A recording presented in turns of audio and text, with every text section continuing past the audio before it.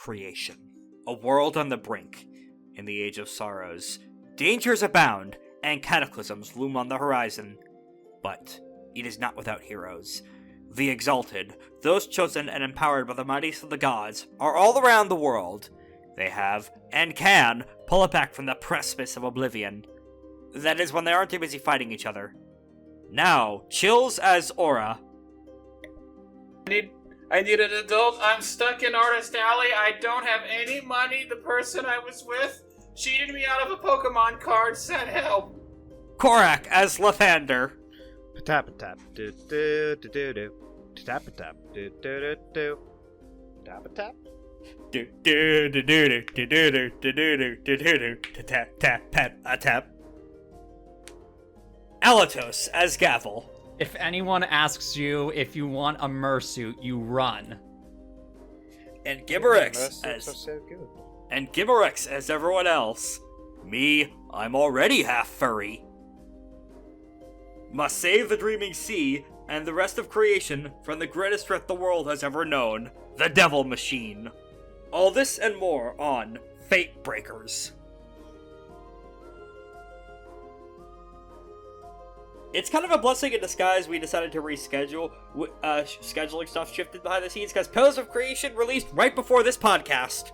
Yeah. The Literally expansion to hours. The expansion to Exalted Essence I've been waiting for about 2 years for. Oh, goodness. Hell no, even more, since this campaign started, so 2.5. But it is very fucking useful, and some content from it will definitely be showing up at this session. I'll actually see if we can get us set up with an affiliate link in the future, possibly.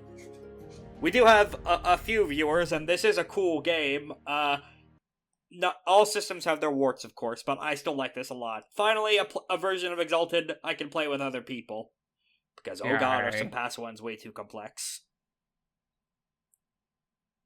Almost, what happened last time?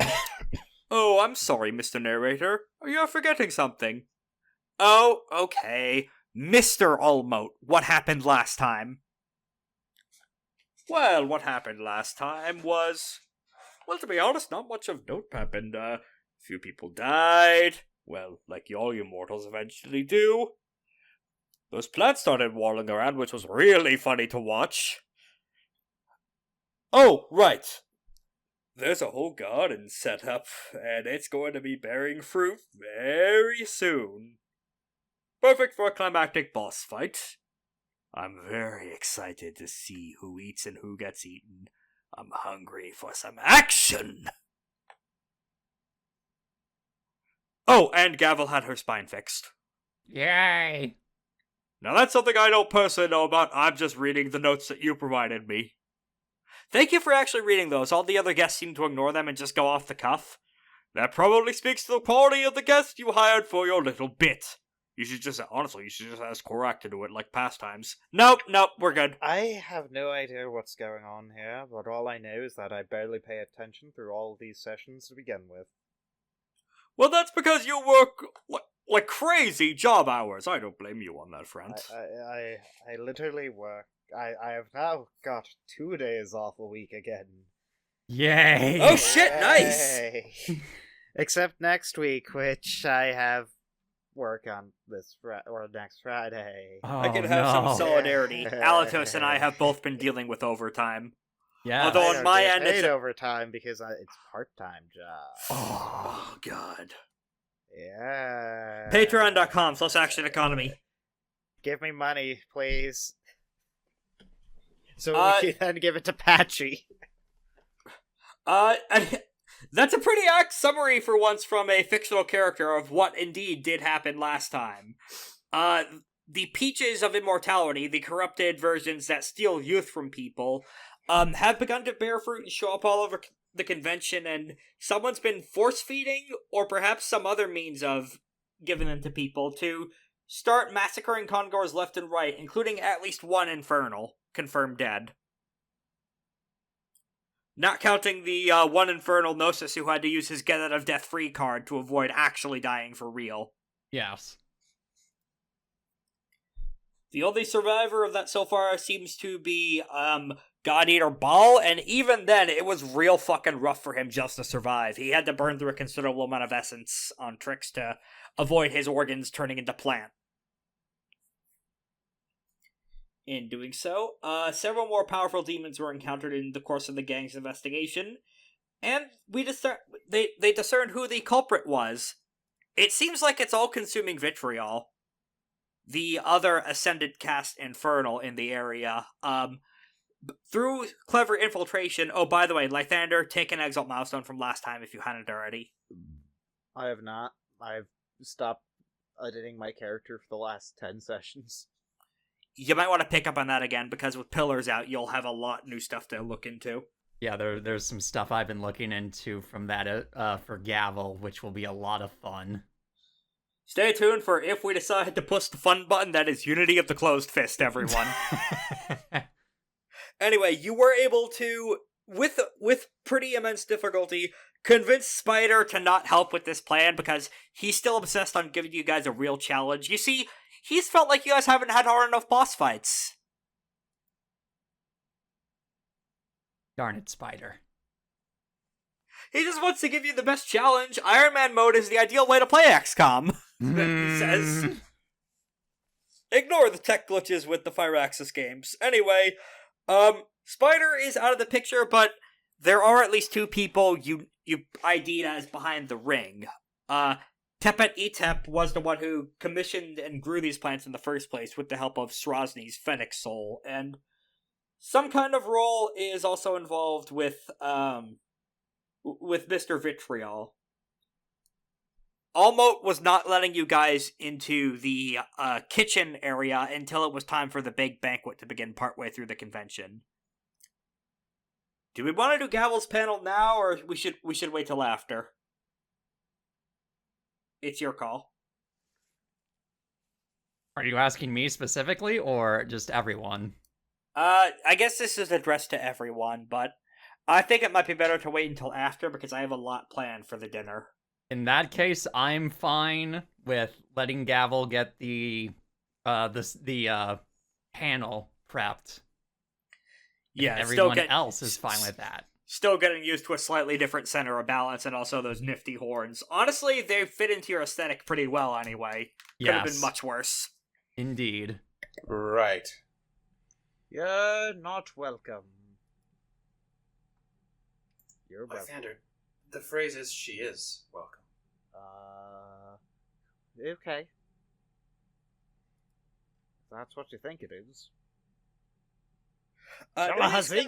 Nue's going to attempt to make a craft roll to make preparations for the dinner. And Lythander, if you want, everyone reset motes to full and anima to 0, by the way. Now might be a good time to do a morale boosting meal if you want. I'm just gonna... Ooh. I'll spend the motes on that. Yep, 2 motes, so everyone gets your choice of double 9s on a roll of your choice, or 1 power to start. Alright, I'm gonna go ahead and choose, I'm gonna choose the double 9s on, let's see, what are we looking for here? We're going to a dinner, and we're going to be talking to... You don't have to... So, the roll of your choice is whenever. That's me doing something else, not with this. Oh, okay. A little bit of background rolling. Yep, it's, Nue, making fancy customs utensils for everyone. Alright. You see her yank what looks like... So... Like all exalted, Lunars have abilities to access elsewhere, and Nue has a specific variant charm to let her store all the prey that she's killed. You know, standard mythical hunter shit. And you just see her, lean halfway into her coat and just start rummaging through everything. You hear worrying crashing and noises from inside her non-space. Okay, what would be the best? Whalebone would be ideal, but I'm out of whale at the moment. Should I use demon skin? No, that would be very insensitive. Fair folk stuff is too gossamer for it to work. Oh, what if I were to use... Hang on a second. Nope, human bone is gross. The non-lunars here won't like that. That cannibalism's only an us thing. I've got it. And she pulls out what appears to be, tiny little fragments of jade that she fashions into chopsticks for everyone. Here you go, everyone. What and one other thing. Her face content warning arachnophobia. Ugh. Okay, you can deafen for a minute if you want to, Chills. Nah, I don't have arachnophobia. I was just Spiders. wondering, like, that seemed like a strange thing to suddenly shift into. The bottom of Nue's coat bulges as it turns into a spider's abdomen. And with some creative flips and tricks, she proceeds to make what I can only describe as lobster bibs for everyone. Out of spider silk. Oh my. Now, I've definitely seen how caustic and juicy and fucked up those peaches are, so if those are going to be involved, this might serve as good protection. Mm. Honestly, I missed your food. It's been a long time since we've had the time to eat and to have, like, a nice meal. Yeah, but I can only really make normal food. I can't do what Lythander does and just create new species of stuff to eat. Are you telling At least me not that you've anymore. been eating my children? No, I mean the edible ones. The ones that aren't people-shaped. They're all people. What is person-shaped? Let's be honest. I'm messing with you. Okay. Said one shapeshifter to the other shapeshifter. Yes, I said I was just messing with you. Right. Is Spider gonna be helping those assholes? Is he sitting out? Is he helping us? I don't know. I think he said he was going to not help them. Because I told him to go and hunt down a certain building. A building? Yes. What are we in right now? Who are we in right now? Oh, right, we're in Iolda. Yes. Oh, actually, I had an idea on how to do the finishing blow, and she says, snapping her fingers. And to finish one of the other stuff we have on our to-do list in one fell swoop. 2 birds with 1 stone, etc. What if we were to make him the ball? Who, Spider? No, Iolda. Iolda, a ball. The whole castle? For the finals. Oh. Maybe. How would we even do such a thing? I am going to do some looking into that myself. I've got, hang on a second. And, Nue, reaches up, plucks out a single hair, chucks it to the ground, it turns into a Nue clone.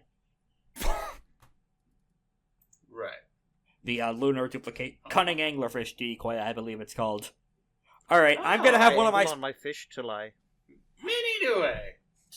It's actually the same size as her. Okay, I'm going to send off the spare body to do some investigation. And, while I'm still helping you guys out. I only recently figured out how to do this one, by the way. That's why I haven't used it till now. She just purchased this charm. Unfortunately, that spare Nue is stuck running into a wall. Oh, damn it. Sorry, still can't figure out how to multi-control bodies at once yet. Still working on it. Now it's sinking into the floor for some reason. Now it says disconnected from server. That's weird. That's good, I guess. Wait, no, what am I saying? That's not good at all. That's No, she's clipped through the muy wall. mal. That's guten mal. Get Is it? there any preparation or investigation you guys want to do before your reservations are ready, so to speak? No, not really. There is actually something I want to figure out. Do you remember the last time? So, do you remember the last time we were here and I told you guys something about how Roxy was framed for murder? As far as I recall, out of character, did we ever figure out who it was that framed her? Whoever is the culprit of who initially killed this guy and who is, like, working alongside at Tepet Etep. So that would be, Vitriol, it seems. Vitriol. Right, we did, and that's when we sent in Lythander to check on him with Spider in there in the kitchen, right? Yeah. Spider's Right. in the kitchen with Lythander. And did we ever figure out? Did we ever get him to? Did we ever get the word on like Spider's word on like how he accomplished it,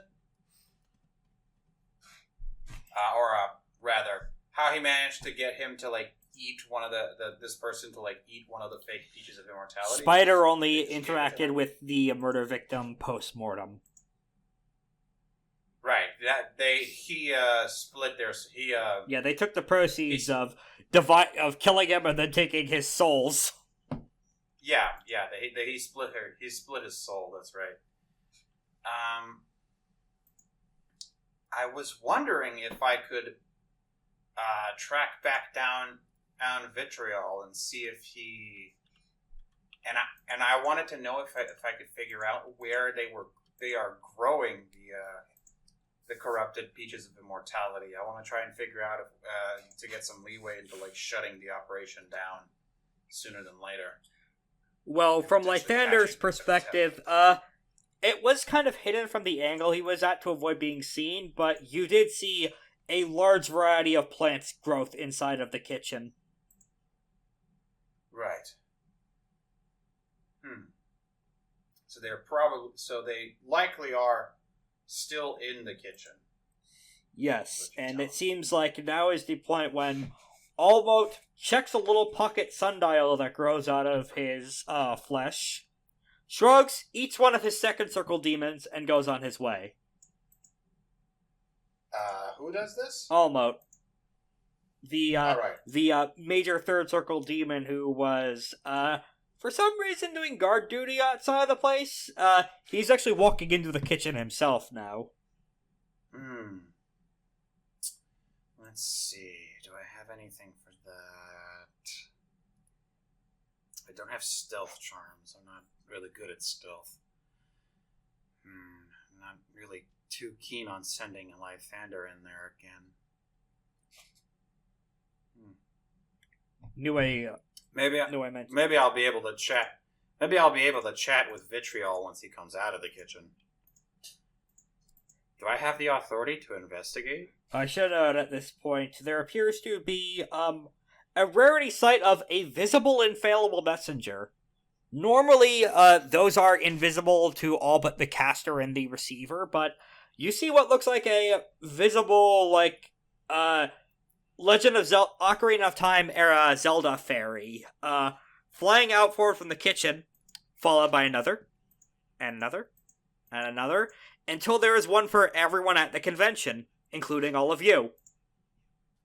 Oh. Free food in the dining hall. We'll be having our first big conference meeting to discuss uniting the whole Infernal Host. Be there or be square. That's interesting. They're taking into account the infection that makes all the demons hungry by this, right? That is where the message ends. Oh boy. Nem and Loki just kind of Vince McMahon walks past all of you into the kitchen. You just hear funk I guess I might as music well enter. play. Well, I guess we might as well take a look.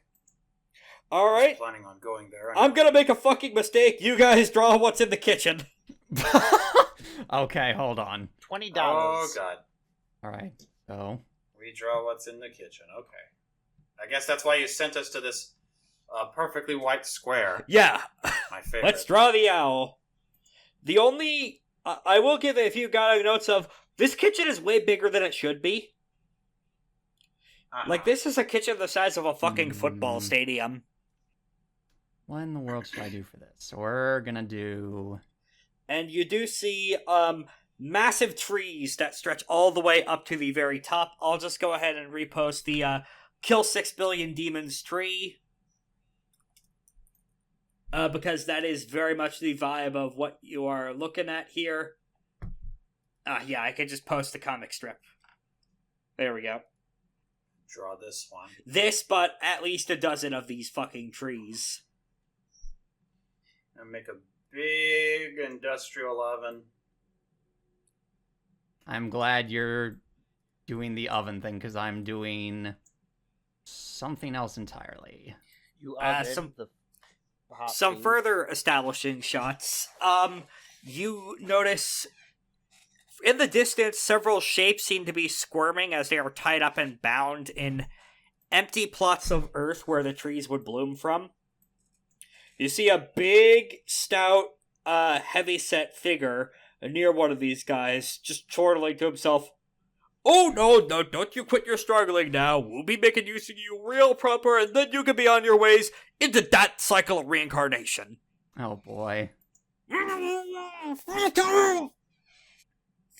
Even further in the distance, at the very back of the kitchen, chopping up seafood without a care in the world, you see the back of Vitriol. Alright.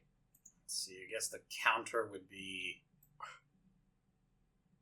Here would be a big counter. I'll put on some, this is a badly drawn chopping board.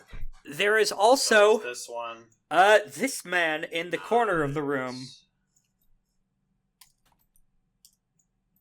Oh, there he is. I'm posting the gif of him.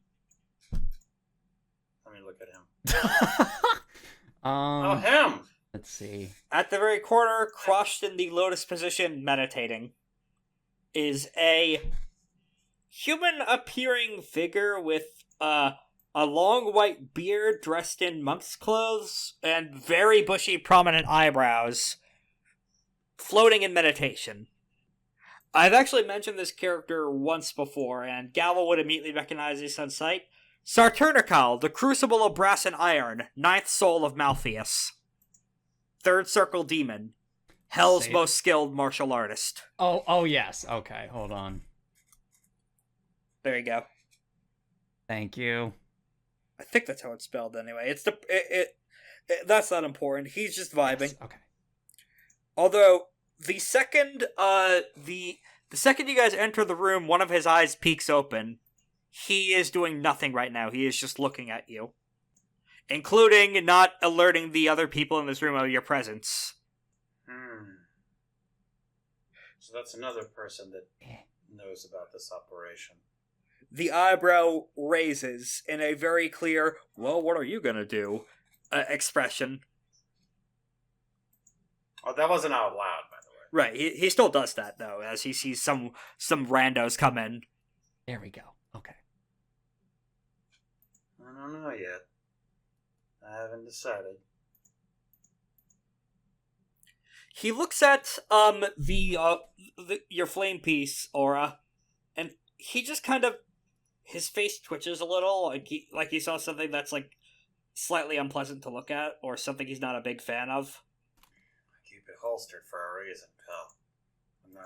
I'm not looking to singe anything in this kitchen so far. It's not the weapon so much as the fact that martial art using ranged weaponry exists at all that bothers me. Mm-hmm.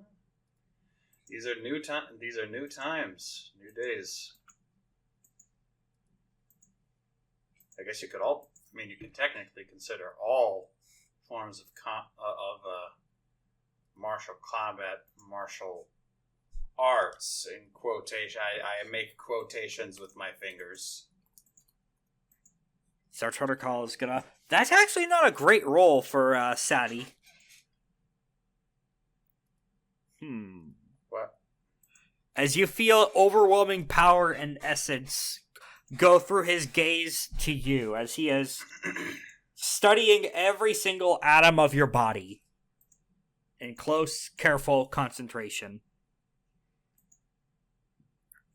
Righteous Devil Stylist, skilled in her own rights in regards to ranged combat, lacking in a little bit of expertise, but the key has been provided for you to see the bulb of the lotus.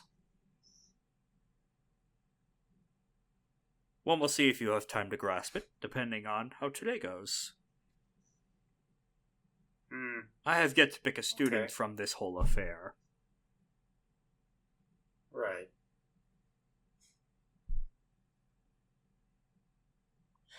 Translation. You have the means to access another sidereal martial art beyond just, the basic bitch, for materials form. And is this the martial art I was meaning to read aloud? Yes. At the start of the session. Yes. Okay.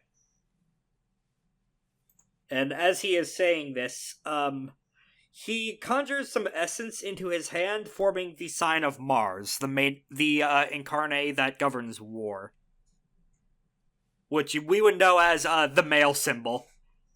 Yeah, I was like, hey man, Thanks, alchemy. Don't dead name me, okay? Like, I don't want to deal with that anymore. This has nothing to do with gender.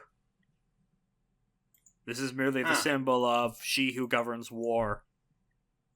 And this is her style of choice. Oh yeah. So I guess I'm just too used to like the popular. Besides, I'm fairly certain you killed that which of our kin governed the concept of transphobia anyway. This is not actually canon. I'm nipping this running joke in the bud before it becomes real. This is just why I don't want to address transphobia in FateBreakers. It's just not a thing. Lots of things. I did a lot of things I don't remember. Well, you didn't. Your past lives did. Yeah. Don't blame Aang for shit Kyoshi did. Don't be like that one town who almost boiled him in oil. But you do blame Aang, but you can blame the new Avatar for what Korra did. I'm just imagining the whole of the Seven Haven series as, Korra, wake up! You fucked up big time! Again. Yeah, like that fucking Tails Got Trolled comic panels. Oh my goodness. It's always there. It always comes back to this. Yep. In any case, Sarturgal says all this very quietly, by the way, so as not to alert the other people in this room, who are just not paying attention to you, but let's have both of them make pools to see if they notice you. They both have pretty shit observation, to be honest. I'm a bird. Everyone make some stealth checks make some finesse plus stealth checks if you want to stay hidden. Okay. Wait, why do we need to make a stealth check to stay hidden? Wait. To see if you trigger the cutscene. Oh, bless you. Bless. Thank you. Sorry. Rex, can I... I'm about to say some bullshit. Can I make an embassy check instead to convince them that I'm not here? Unfortunately, Nue botched. Oh. Yeah, that's about what I thought. Can I? Hello? Hello? Oh, wow.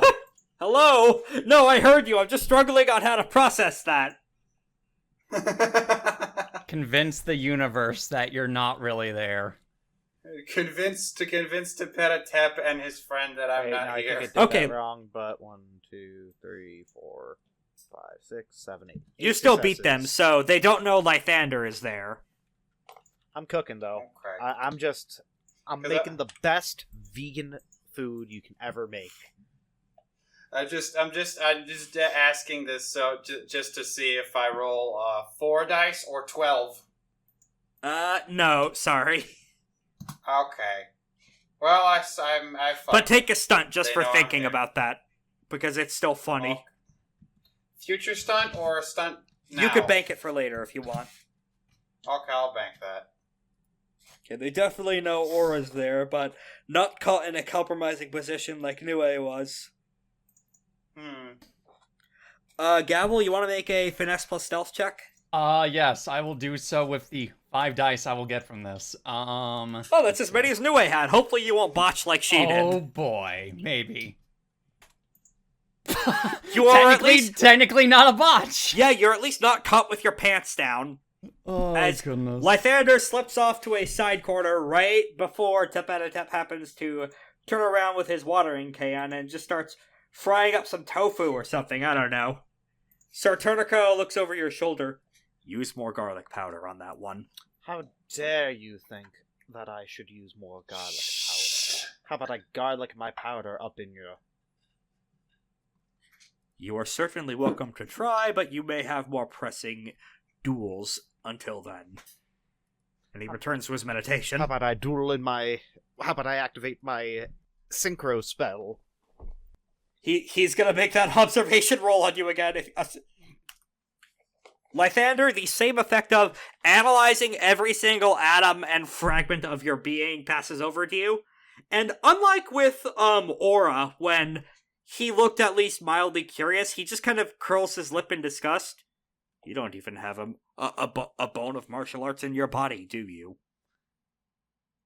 No, I don't. That's disgusting that you want to bone martial arts. You could have potential with Laughing Monster, or perhaps Monkey Style. Are Maybe you even calling me a monkey? Not in any pejorative sense. Lythander turns into a monkey. No, I don't. Not for this bit. Yeah, it's at this point when Tepet Etep turns around and flings a seed, which goes into Nue's open mouth as she was taking a breath. Uh-oh. Spit it out! Spit it out! Anyone want to make a quick sagacity check to do the Heimlich maneuver on Nue? Lythander's not eligible for that because he's off in a corner hiding.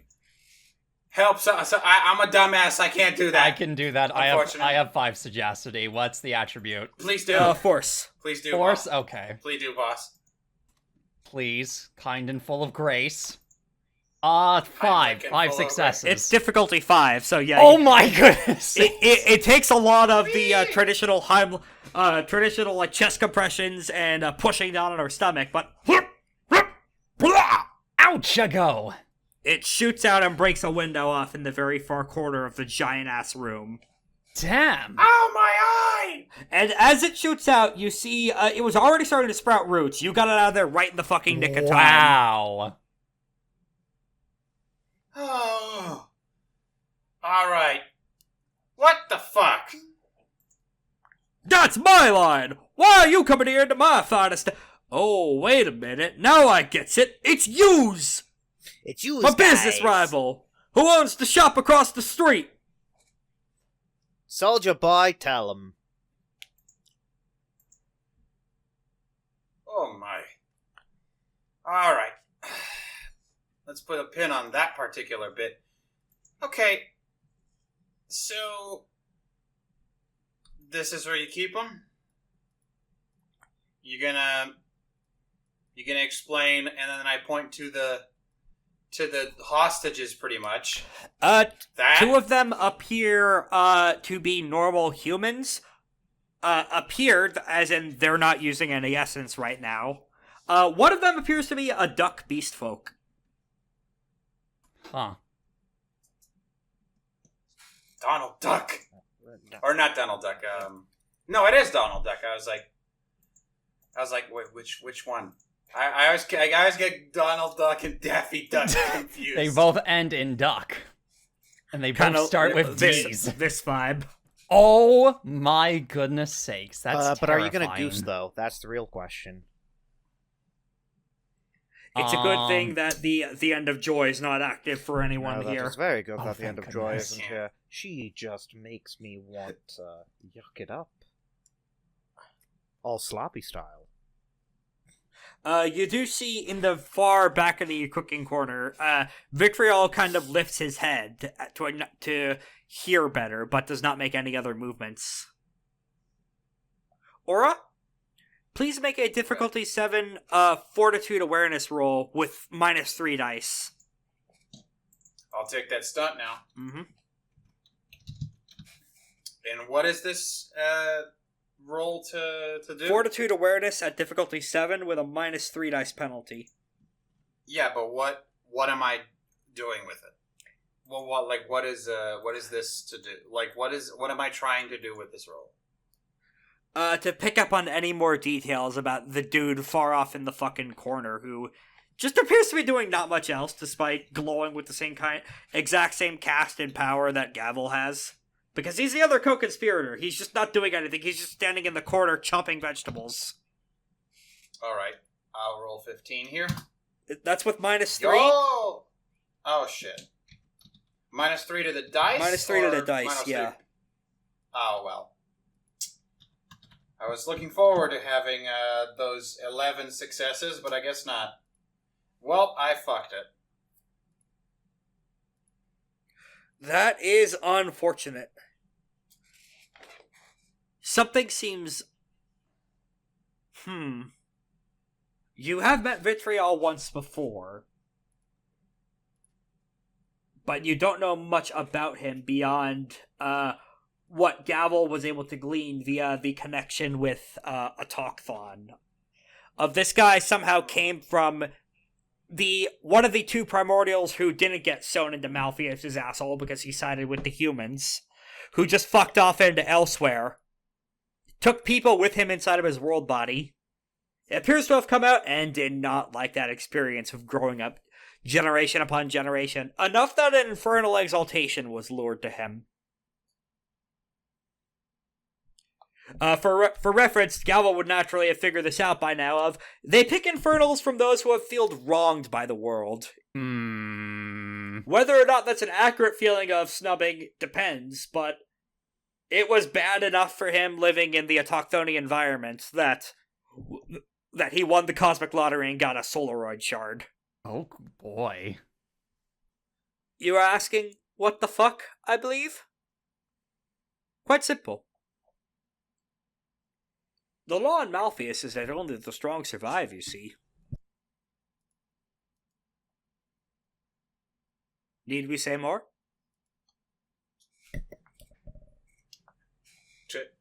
And they're talking to Gavel exclusively? No, everyone. Holy shit, how long have you been there? He's off in the corner, and he kind of looks a little bit like this guy. Do you like bacon? Still need to play that. Very good. Hey, Luis. What? Why is this the only picture you have? I don't know. This was the first reference picture for Luis. Luis V. Batrania. I blame Cat. Probably. Yeah. It is at this point when he actually does turn to give one of you guys the side eye. The only law in Malpheus is that the strong are free to rule as they see fit. I'm just doing what our patrons want. What, did you seriously think this was some brouhaha of getting together with brotherly and sisterly and sibling love to make a better tomorrow? For some, perhaps, but naive idealism is all too easily crushed by the real world. I'm just trying to get something useful out of it.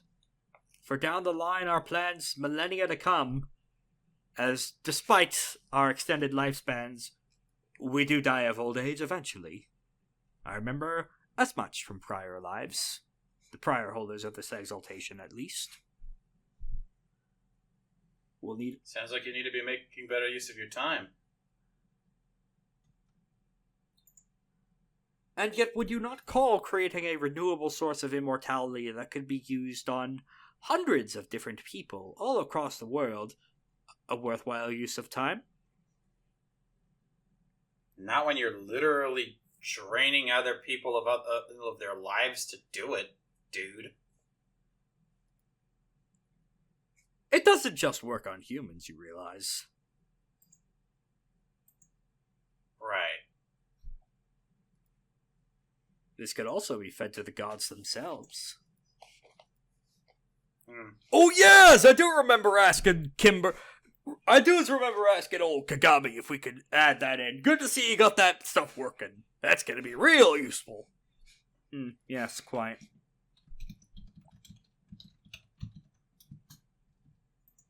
Well, how about it? Turn around, go the other way, and I will provide you with enough seeds to feed for All of your people, you do have that army you love cavorting around with, don't you? They all look fairly mortal lifespan, probably only have just a bit under 100 years each. I could help fix that. Trying to think of a perfect response for Gavel to reply for this.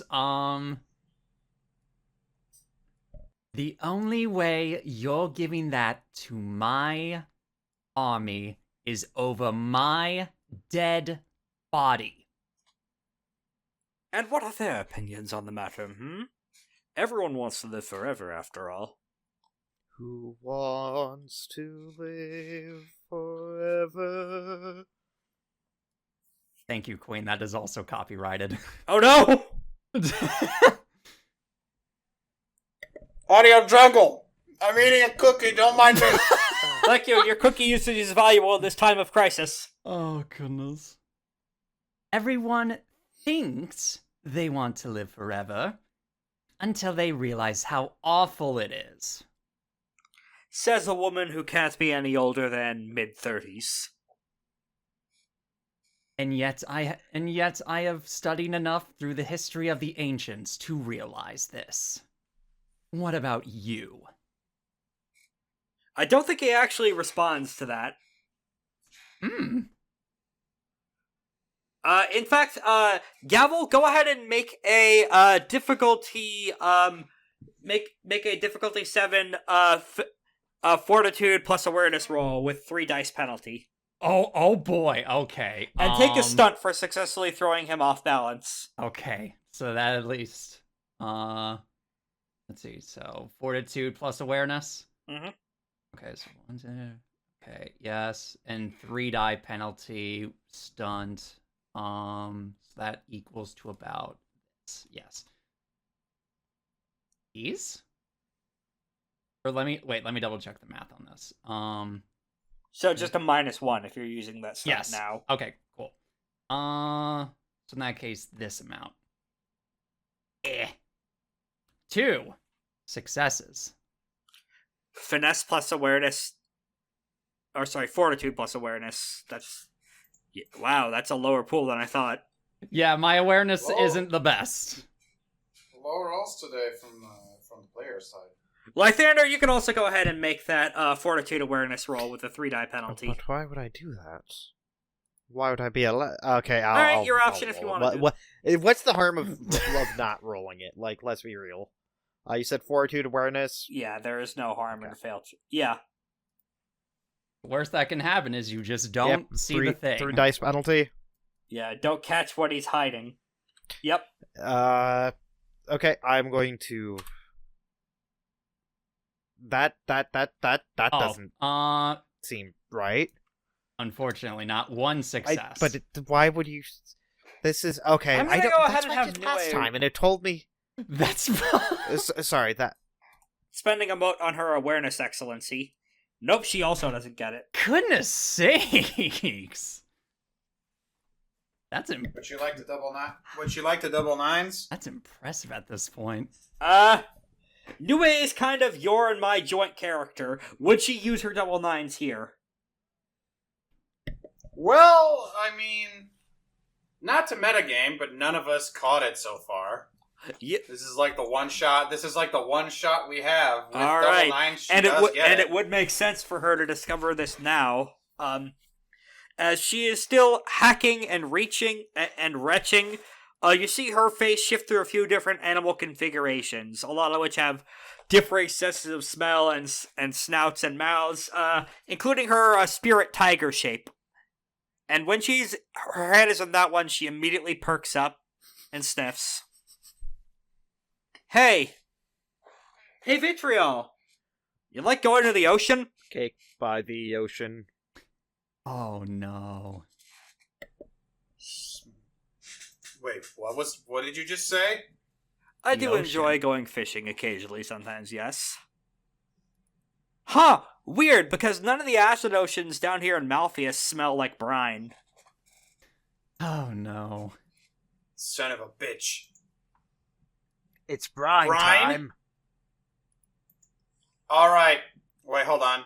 No, I don't have an intimacy toward fucking what's his name? Stinger. Because otherwise I would just, wait, no. Towards Stinger. I don't have an intimacy towards Stinger. I don't have an intimacy toward Vitriol either. Because otherwise I would be like, I would turn on my fucking Byakugan right now and just catch him red-handed. Thankfully, knew I was able to pick up on that. I don't know what you're talking about. Oh, don't bullshit us. We only spoke with Vitriol once, and he seemed like he seemed like the type to manipulate people, but not just fucking murder everyone in his way that could be useful. That's a tool you can't take back for someone like him.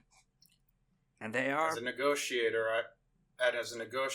I'm primed to agree. If you can... A fool to many is a pawn to few. Every negotiator should know that particular saying. So what's your scheme, Stinger? Why try and frame Vitriol for this? That would make sense. That's how he framed Roxy a couple minutes ago.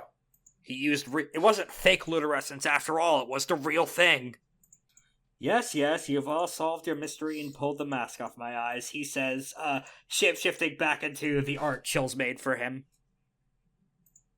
If I can pull it out, I might as well Indeed. check it in. Give us and the viewers / listeners. And yet we had such a generous peace treaty going. If you were to save these hostages and destroy this plant supply, that would be breaking our truce and I would be forced to declare war on you. And you don't want that. Alright.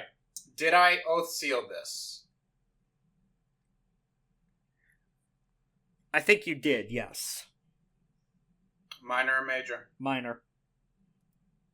Good.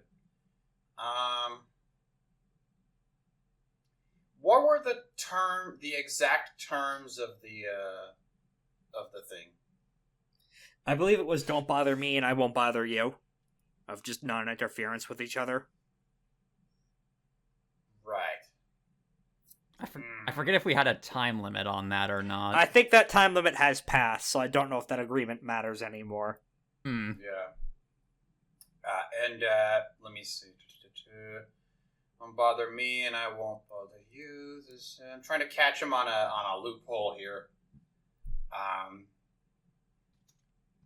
Well, unfortunately for you, as far as I recall, that treaty was only valid while we were in our particular during our initial investigation in Malpheus. With our initial goal settled, the treaty is no longer valid. I'm sure you. Suppose that's true. So let me rephrase that then. You know that I run a kingdom, yes? And you know that my true form is the size of an entire warship, yes? And that I can assume this form at any time, yes? And that not only do I have my co-conspirator along with me in the wings... Hey, don't you rope speed! Shut up! And not only that, I also have the home field advantage. I know everything that's in this kitchen. I have a lot of surprises for someone who decides to make the first move. With all that on the table, are you sure you want this fight? I take a moment to breathe slowly. And I look at Gavel. And I look in a mirror to see, maybe the reflection of I walk up to him,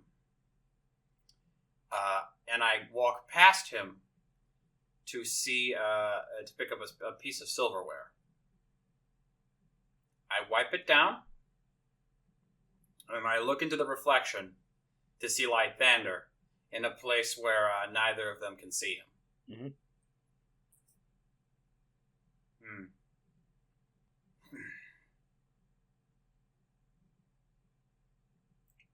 All right.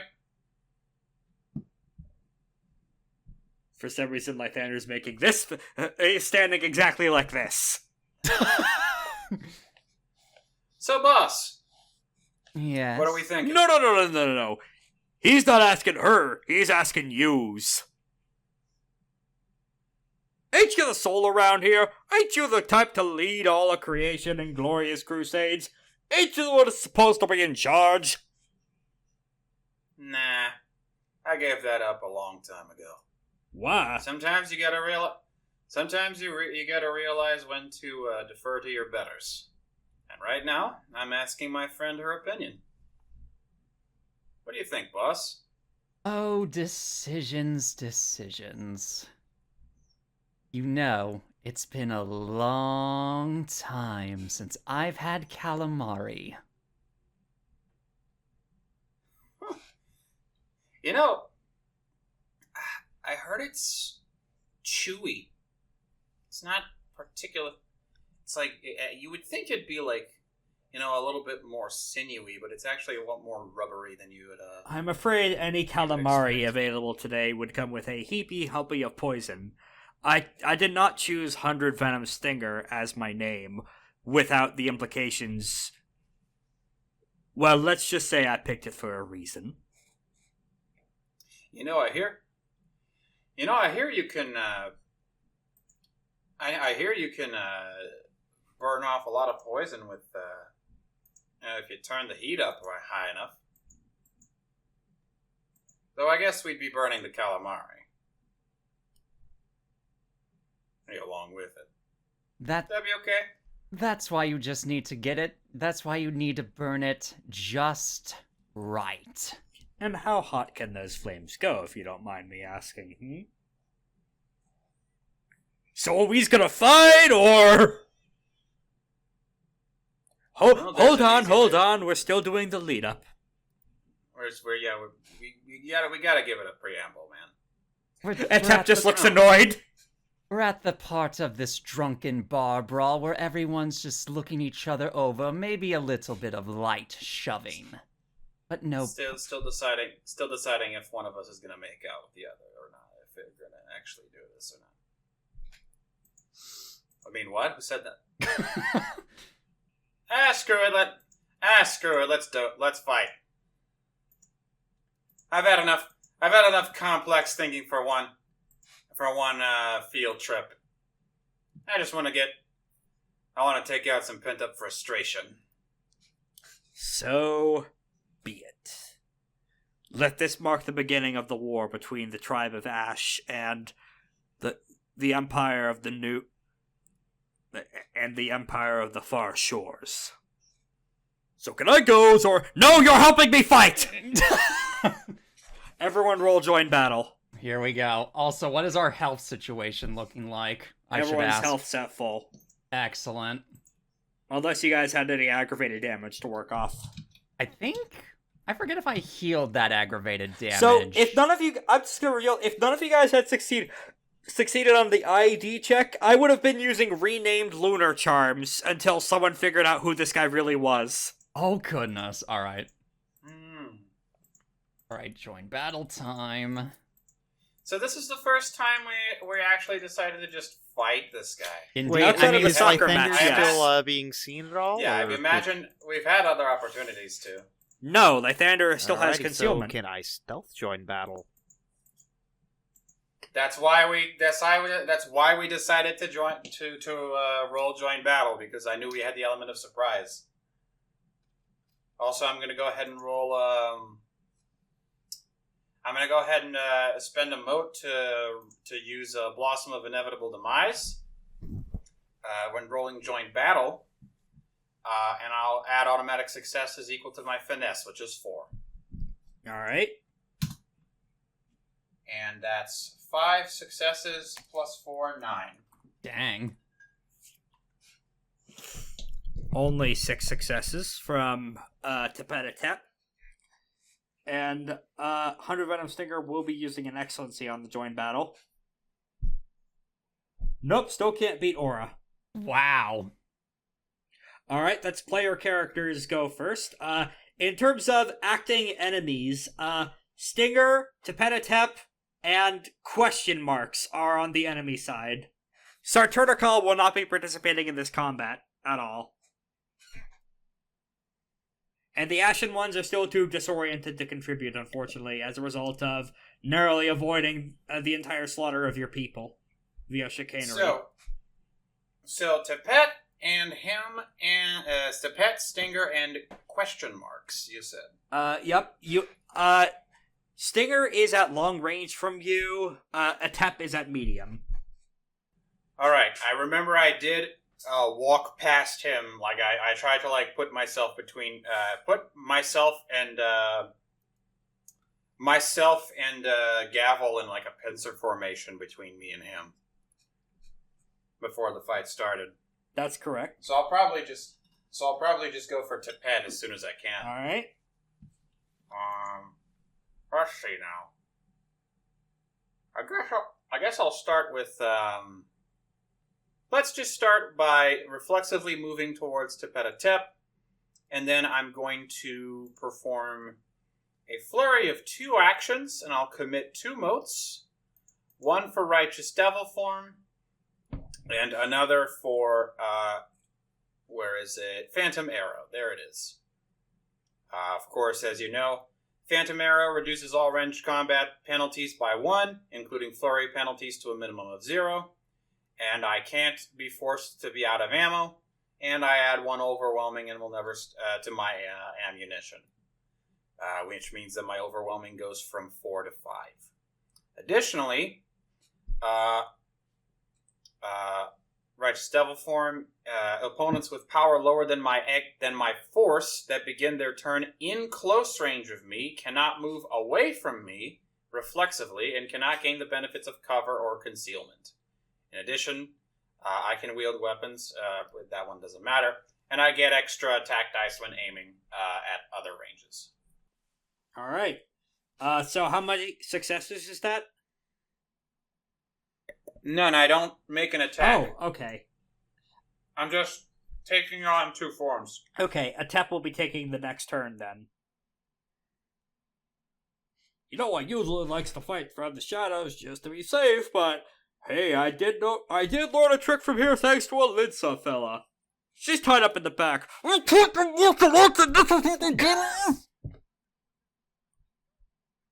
you come into a nest of vipers, you always expect to be bit, don't ya?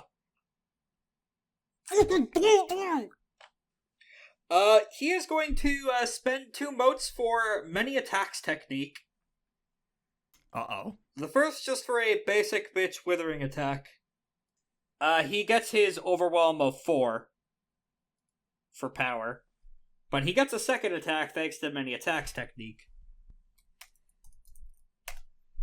And in that second one, you see him.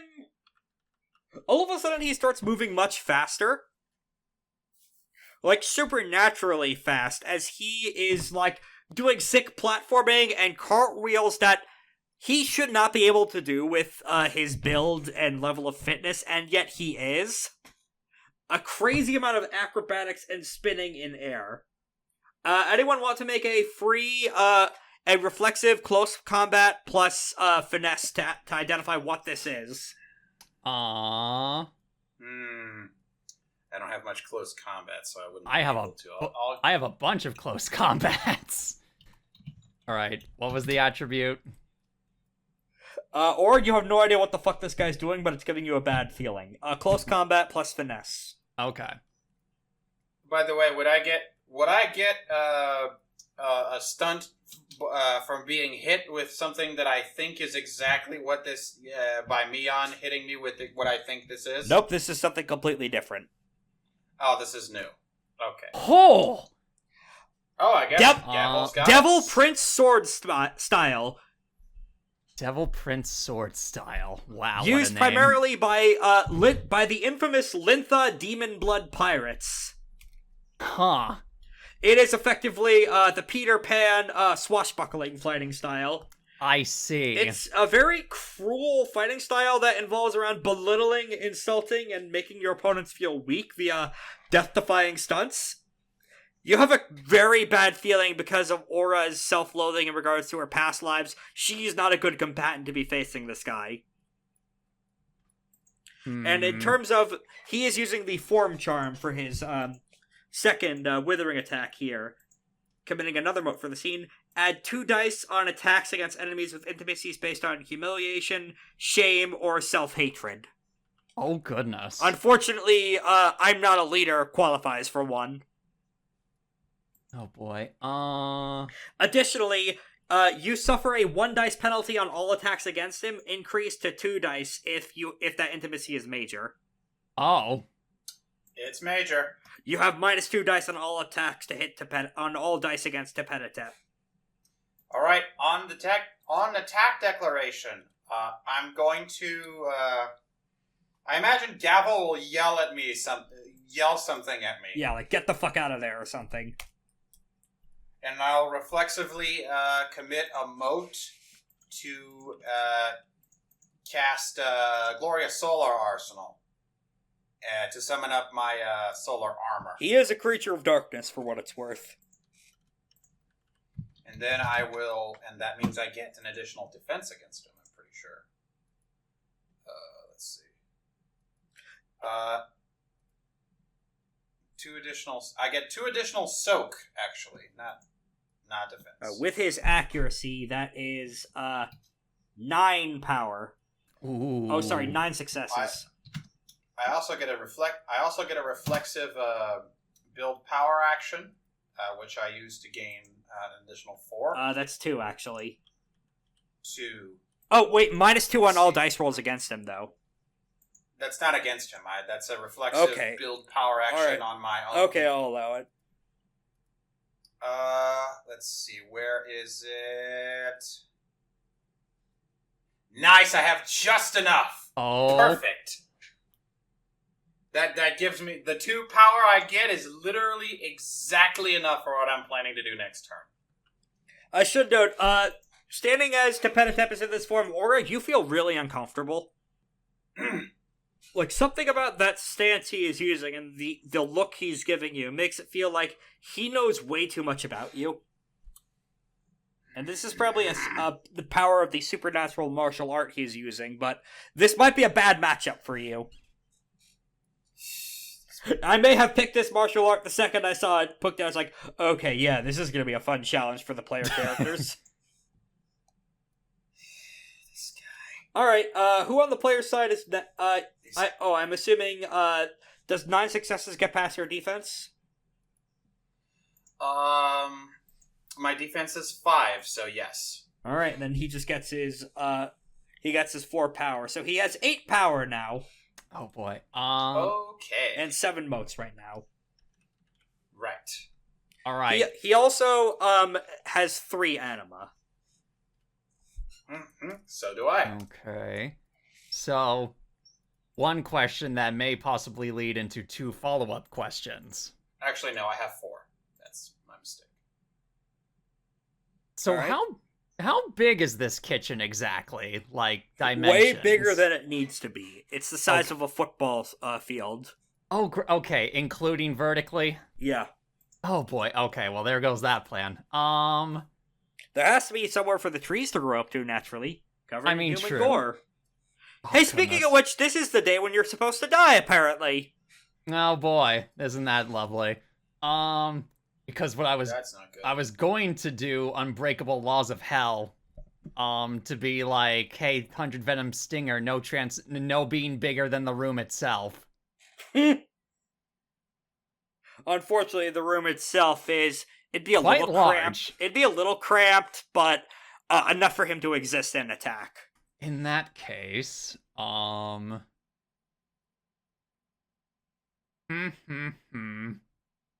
wonder, do any of my charms help Aura out with Tepet?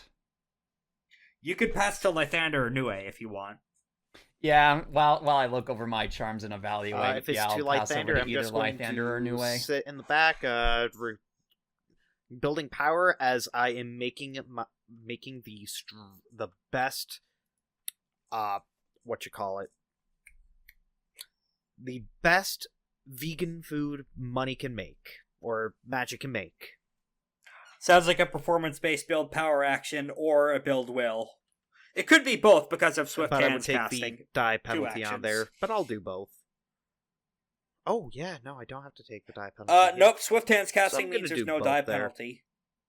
So just roll it twice. So the first one is going to be to build power. No, one would be with sagacity. I don't think the other at one the same would be. level because performance and sagacity are the exact same. Right, yeah. So 6. that's going to be 7 for Yeah. or 6 for power, which would give me 4 power. Will. That's 7 for will. What? Yep, 5 that's will. 6. That's 4 power and yep. This is correct. just me cooking. That's a pretty good startup. I know. Yeah, you unironically and, are my cooking Anma pretty would good. be at 5. Boomtish. Oh yeah, for the excellency usages. Mhm. All right, keep track of the moat stuff. It's gonna be I won't Christian be Mark's attacked turn because next. I'm just cooking. Oh, lovely. That's when every single plant in the room, and this is a room with a pretty heavy amount of overgrowth. Like, you have to be careful where you step to avoid tripping on roots and shit. All of it starts to move. And out from the bushes, those plant elementals start emerging en masse. A battle group size 3. Oh. 100 or so fucked up evil plant elementals, and Aura, in the midst of this fight, you could sense their very essence change as Sol Invictus, the sun, declares these things creatures of darkness live on air. The second he saw one of his chosen see one of these things and learn what they are, it's like, okay, yeah, add them to the hit list. Fuck these things. Darkness! They're all creatures of darkness. Alright, next. They're going to be a surrounding aura. Or, sorry, a gavel. Fuck! I'm gonna keep. I have to find a way to fucking stop doing that. Let me pull up their truncated stat sheet. Not super great, but they do have accuracy on this at least for their mass withering attack on Gavel. Oh boy. They get their overwhelm of 4 power. Okay. As while they are too small to actively be able to like do too much damage with their initial vine lashes and bullet seed attack strikes, it is still very distracting to be surrounded by 100 of these fuckers in the span of like 2 seconds and have a lot of bullshit launching you. You are thrown off balance. Mm-hmm. Alright, now it's player action.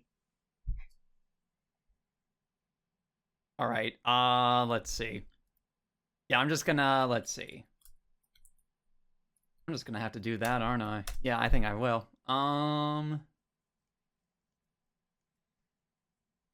Okay, yeah, I'm just gonna do a withering attack on the plants Alright. that are trying to hit me.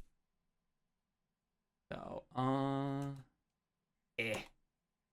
that is, with the accuracy, that is 6 successes in total. That's just your overwhelm then. Okay, that's fine. 2, 3. Alrighty. Alright, yeah, you're able to punch aside some of these things, but the second you do, naturally 3 more kind of take their place. These things are perpetually self-replicating, it seems. Plant hydras. Yes, plant hydras. Which is pretty apt, considering we're fighting 100 Venom Stinger. Mm-hmm. Speaking of which, guess whose turn it is now? Yep. 100 Venom Stinger is going to flurry, Deadly Beastfolk transformation, giving him +1 dice to everything, in addition to the other sickos mode abilities of that charm, and flurrying it with Adder Fang method. Now his unarmed attacks all deal poison. What a shock! It's a massive surprise. I gave a man named 100 Venom Stinger with a jellyfish spirit shape the ability to emit poison. Poison's poisoned, filled to poison. Specifically for Aura, that Aura? poison. Is it Aura? The Aura farming? poison. Oh, and his hardness and base soak go up by 1 as a result of Deadly Beastfolk transformation. Meaning What's his the... Actually, no, never mind. his defense goes down by 1, though.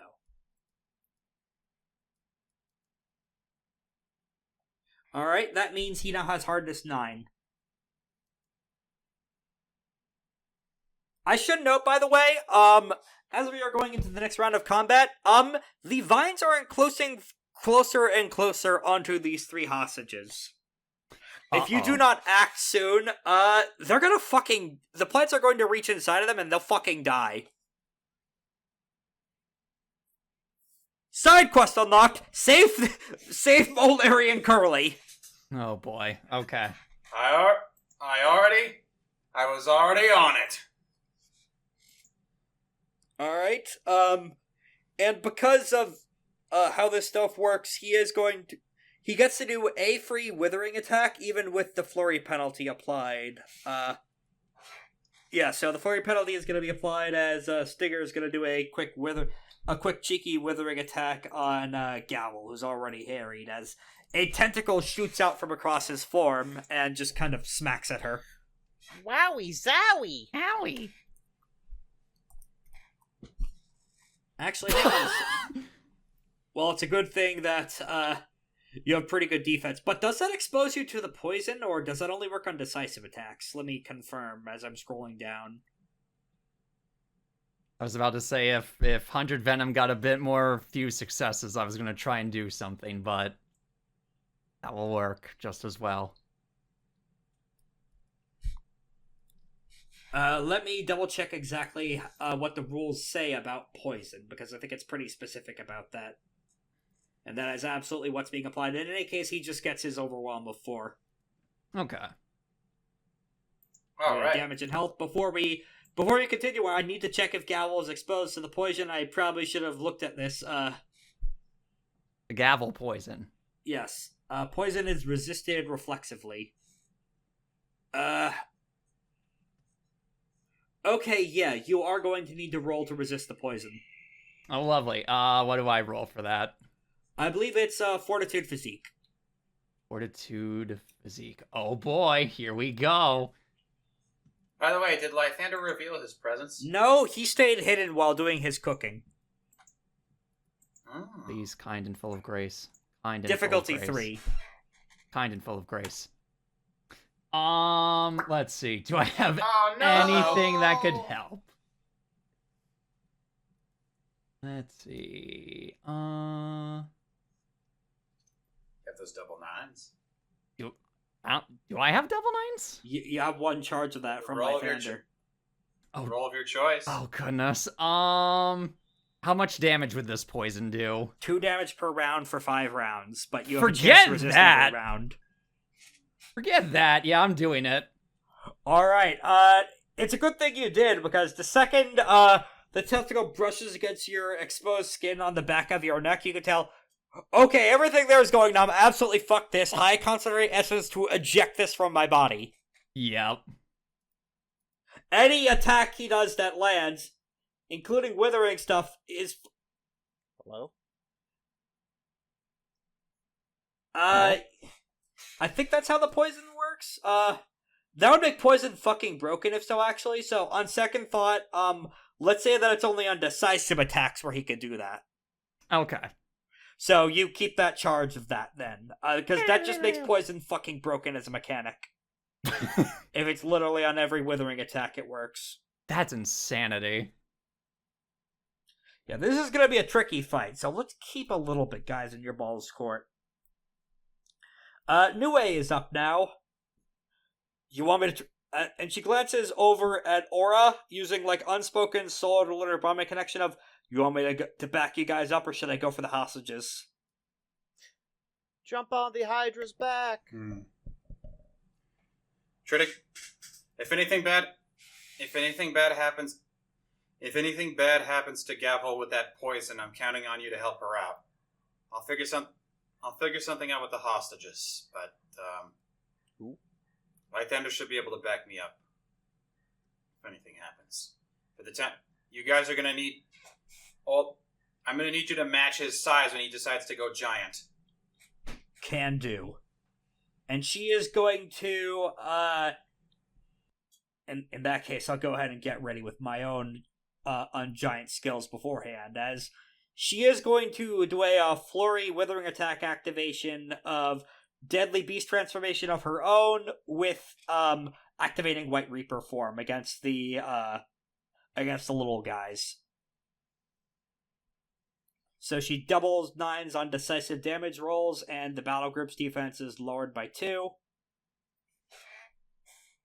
Alright, that's going to be... I believe that flurry penalty... Yeah, that flurry penalty drops a little because of this. Yeah, I think that's right. She only gets her overwhelm of 3. Wow. It'll be real impressive when she has enough power to do that. Oh wait, accuracy... Her accuracy did increase by 1 as a result of Deadly Beast Folk, so that would mean 5 compared to their defense of... It's lowered by 2, so normally their defense of... I didn't list what their fucking normal defense is. 1 second. I'm using the template for First Circle Demons, so... Their defense is gonna be 6. Yeah, she just gets her overwhelm. Though it's much easier for her to hit them going forward in the future. Now, there is a side disparity, so because of Furious Dragon's ire, Stinger and Etep will be trading off on who gets a bonus turn to keep action economy fair. So because of that, Etep is going to be spending a mote on Heart's Razor Strike. To give yeah, he's gonna be absolutely fucking doing this. Yep, let me... Yeah, he's not gonna be comboing that other thing, because he'll get that anyway. Your harness is 8 or below, right, Aura? Yeah.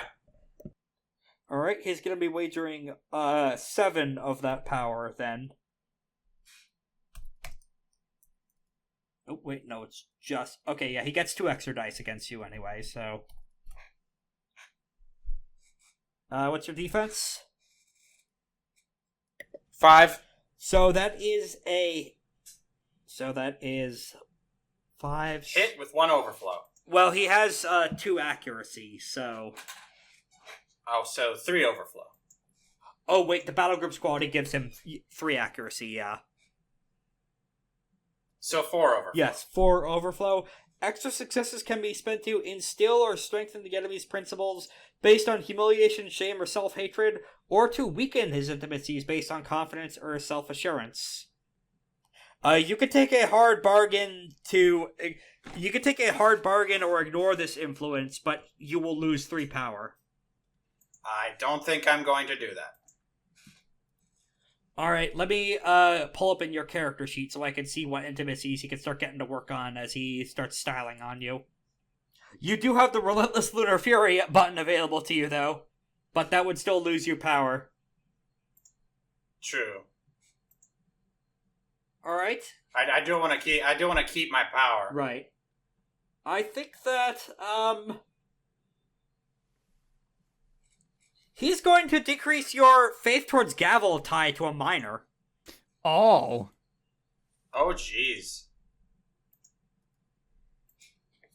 As he stabs deep into you, and I'll make the damage roll in a moment, you feel essence start to infect you, and you start to worry if you're working for the right person, given that she's just kind of off to the side doing her own thing, while this other Solaroid Exalt is just kind of, before you had a chance to do any of your horrifyingly powerful, sick combat moves, it just starts to stab you real deep. Deeply worrying. So your defense is 5, that's overflow of 4. Because he's an infernal, he still gets those extra successes as an infernal mode on the actual damage. So 7, so that is going to be 11 dice. Okay. Oh, wait. Does that count on damage? 2 dice on attacks. No, not on damage rolls. No, he would not have the, actually he would have that. So another 2 dice because of that, so 14 dice. Oh boy. On accuracy. No, on damage. Oh. I may have a thing for this. Never mind. My soak. It's okay, my soak is big. What's your soak? It's, let's see. I got armor. I got, regular armor. And he is a creature of darkness. Which, yes, so I have normally 2 soak from the armor, and an additional 2 soak from him being a creature of darkness. So that's 4 soak. Alright, so he has damage rating of 3 right now, so you take 3 health levels of damage. I'm still at 0, baby! How many ox bodies did you fucking buy again? 2? Enough. Okay then! Luckily, he stabbed your auxiliary organs.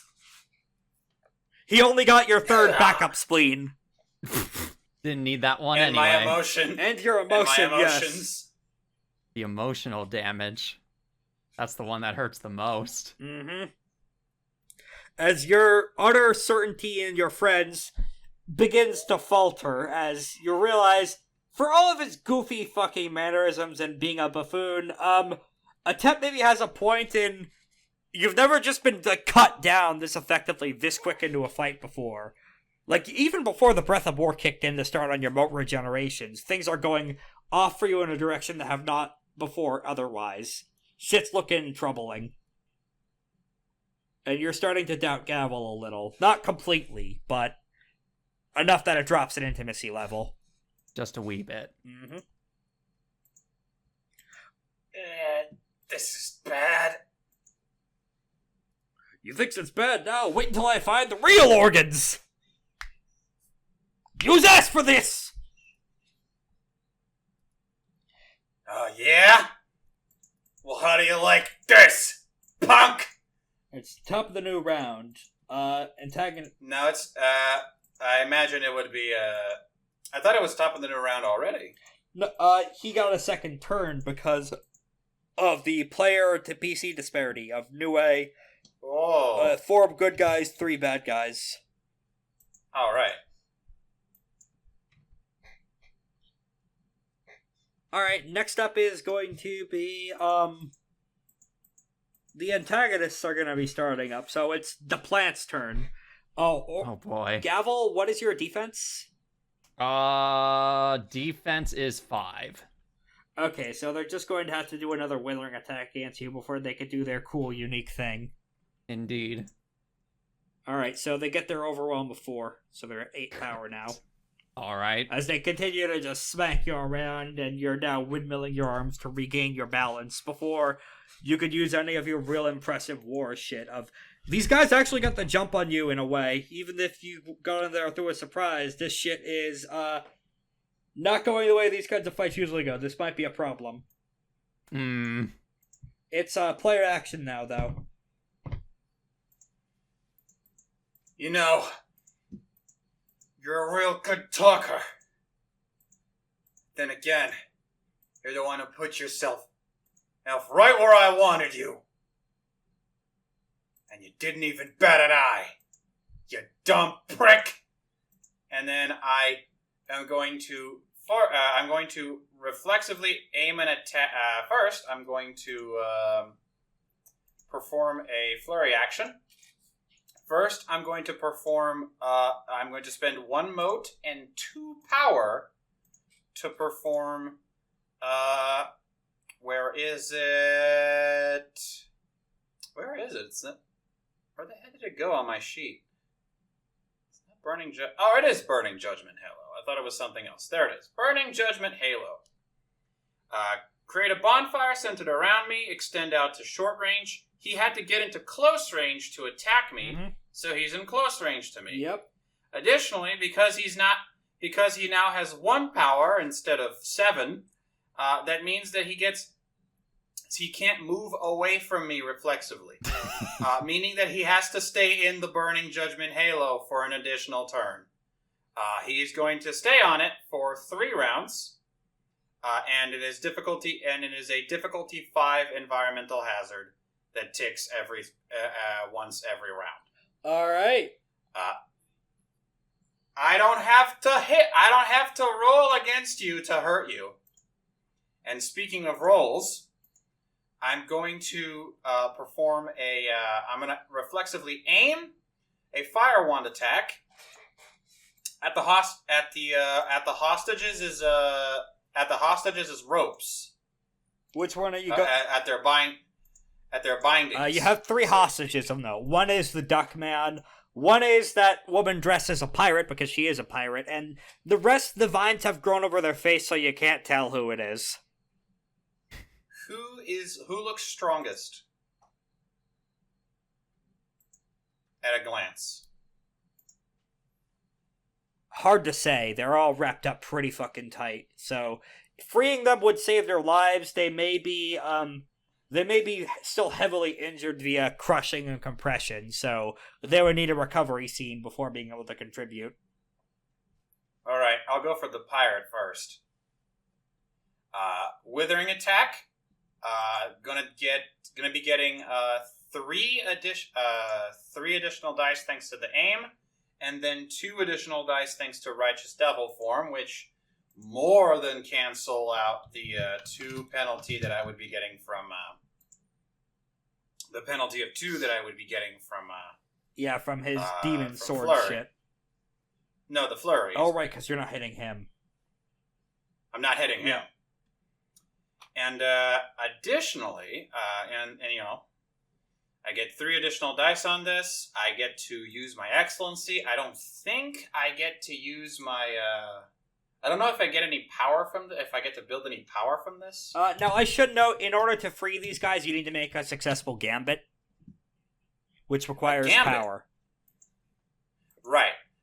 Then in that case, I will instead of doing that, I will just roll normally, and then I'll spend 1 power to perform a. I don't know if this is no, this would be. Hold on. After spend 1 mote on step 1. I already spent 1 mote on step 1 to perform the Burning Judgment Halo. You could only use 1 step 1 charm thing per attack. Yeah, I can't. I can only use 1 per attack. Wait, per attack? No, per scene is per turn is what I'm trying to is what you're getting. I think so. Yeah. Yeah. So let's see. Yeah. Okay. I guess I'll just withering attack him. I'll just withering attack Tepet Etep instead. All right. -2 dice. -1. Right. Because of Phantom Arrow. Phantom Arrow. And I believe, let's see what else. 1 overwhelming. Will never strike an unintended target. What else do I get? He's a creature of darkness, so I get 1 accuracy. I increase my accuracy against creatures of darkness by 1, so I have 4 accuracy instead of 3. Let's see what we got. Holy shit, that's a lot of that's a lot of successes. 1, 2, 3, 4, 5, 6, 7, 8, 9, 10, 11, 12, 13. Yowza. That's 9 power. That's me. 9 power. Nice. That's 9 power. I shoot him in the leg. Unfortunately, he does seem to have some variety of armor, as the chef's apron that he was wearing under, you see a glint of orichalcum underneath it. And while it prevents you from burning his leg with horrific 3rd-degree wounds, or taking any health levels of damage, it does get him off your back for just enough of a moment to regain your footing. And perhaps work on saving some of the hostages in the near future. You're rolling up on a short timetable. On round 3, these guys are going to be in serious danger of dying. Right. And now I have the power to free at least 2 of them per turn, unless I can only perform 1 gambit per turn. You have to have enough power, because it takes 5 power to do this freeing hostage gambit. Yeah. Okay. Got it. Alright, in that case, That's my turn. Alright, Hunted Venom Stinger is gonna be taking the next turn, and, yep, he's getting real big. Much fun for Mumbo. Oh boy, alright. So that is going to be a total of 5 motes he's spent so far. He gets 1 back at the start of this round, though, so he has 8 total at the moment. And he did not get any power as a result of... Oh no, he got 4 power from attacking Gavel, that's right. So he is going to be, get into kaiju size, so all withering attacks, not supplemented by magic, take -3 against him. And he is going to be, trying a big-ass area of AoE attack on Gavel and Aura both with his fucked up tentacles. Not the poison risk, though, just a withering attack. Yep. I thought he was too far from me to do that. Not with his legendary size and reaching fucking tentacles, he's not. Oh. He can make close range attacks from long range. Jesus. So that is going to be, And does that mean he, like, is within range of my big fire thing? only for a split second. Not long enough to truly burn. I do have concealment, thanks to the Burning Judgment Halo. Okay, in that case, I'm just gonna re-roll this with 11 dice then. Because concealment is a -2 dice penalty. He rolled the same, so that's 7 total successes. So My defense is 5. he gets his overwhelm of 3 then. Or it's 4 thanks to the battle group, actually. So he has 8 power total now. Oh boy. Right. Player action, as you guys are doing a dance alongside a fucking the near attack orbs, or a bullet hell Toho session, except it's tentacles instead of bullets. Indeed. Question. Would I be able to use Golden Year's Tarnished Black on Etep? Or on Tepet Etep? Yeah. I'm assuming on his relationship towards, Stinger? Correct. Alright, go ahead and give it a shot. Okay. Can I use an excellency for this? Yes, you can. Yes, I'm going to do that because I have one for embassy. I did it for this specific reason. Okay. So spend a mode for that. I should note, Etep has spent enough motes, he qualifies from the Infernal Overdrive mechanic of regenerating 2 motes per turn instead of 1. Oh, lovely. All right.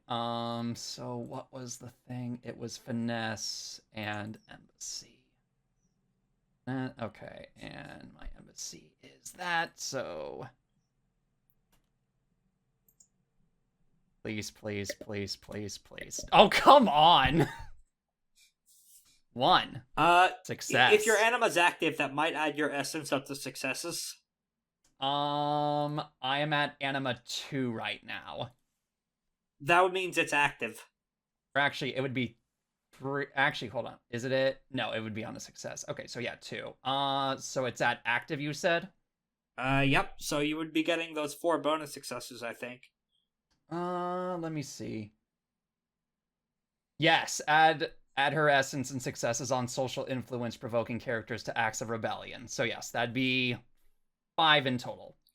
Tepet is going to spend 1 mote on Freedom Let's Go to immediately discard his Intimacy of Loyalty towards 100 Venom Stinger. Wow! Alright. Instead of forcing you to turn on him, he now has no relationship whatsoever to the man. Wow! Another Infernal Charm! Meaning he completely forgets who this fucker is. So you definitely feel your tendrils of magic reach into his memories as you try and turn them against him until all of a sudden the whole connection's cut as he forcibly ejected those memories from his own skull. That's insanity. Infernal Integrity's weird. Oh, that's also marks him down a mote, too. Let me just keep track of that to make things fair, although with him, he quick regens motes anyway, so it's not as big a deal. Actually, he would... Yeah, he would still be at 6 then. Alright, Unfortunately, not super useful, but now you know he has that option, so Social Fu is difficult against Mr. Etep, given his capabilities. Oh, as a result of this, you don't get the bonus successes that would normally come with exceeding his stuff. Oh, okay. Oh, he gets an additional anima, so he's at anima 6 now. Alright, it's now going to be Mr. Tepet Etep's turn. And he is going to, while he's still facing down Aura, first he's going to make his resist roll of comedic pratfalls against the fire. What's the difficulty? Barely succeeds. It's 5. Alright. Seems to be staying under the heat just fine, and he's gonna spend 2 anima and 1 mote to activate his own Devil Body incarnation. Let me pull up a reference image for what this fucking looks like. I see. Oh. As his entire body begins rupturing and distorting into a gooey fucking horror of metal and machines and like Epic Mickey concept art. Ooh. It is Epic Mickey concept art. Holy shit. Yeah. He looks like if you put all of those from the image result into a blender. Huh. Is that a hook? Yeah, it was sold as a collector's edition book with the game. Funny. So as a result, in addition to that, he is using the special upgrade of the ability plus attribute roll iconic to that character. Set a number of dice equal to her essence as successes that apply to all rolls made with it while it's active. So, he just gets, he takes 3 dice away from all of his, devilry swords play skills, and those become successes. Oh boy. Oh no. I didn't intend to build him as a perfect counter for Aura, but this martial art's kind of making him as such. Yeesh. Finally found a way to give you guys a challenge with the sick new moves. Thanks, devs. Indeed. Thank you, whoever wrote these MAs. As a result of this, he gains 3 health levels. Lythander, I hope you're cooking a fucking souffle over there. I'm still trying to get as much as I can out of this for this attack. I might need maybe 2 to 3 more turns. Right, and this is going to be paired with a... Okay, then. This is paired with a withering attack on Aura, naturally. And this is penalized by your concealment, of course. Oh, wait, he has 2 more dice because of his bullshit. Alright, that's gonna be 10 total successes against you. Yeah, that hits me. Alright, he gets 5 power then. Alright. Now he has... 6, yeah. 6. Yeah. Now he can move away. Mm-hmm. And he is gonna be doing his, reflexive movement action to disengage and back up closer towards, into short range, closer to, the battle group as he kind of ducks into the plant army to use them as cover and meat shields. Well, cellulose shields, same principle. Player action. Who's up next? It's Nue and Lythander. Okay, so let's see. I do have enough will to cast Death of the Obsidian Butterfly, but I only have 4 power.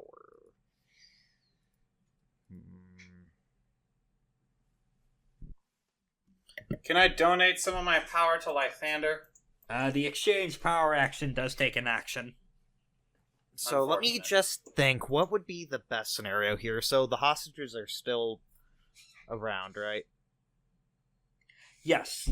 Yeah. You have not made progress on heading away, and round 3 onward, they will be at serious risk of dying. Can I make a stealth action to go over to where they're at and try to to destroy the vines around them or You could only free one of them at a time because of how concentrated the essence protective fields are against them, but you would have double 9s independent of your bullshit because you're actually double 8s on freeing the first one of them because you're completely hidden from everyone.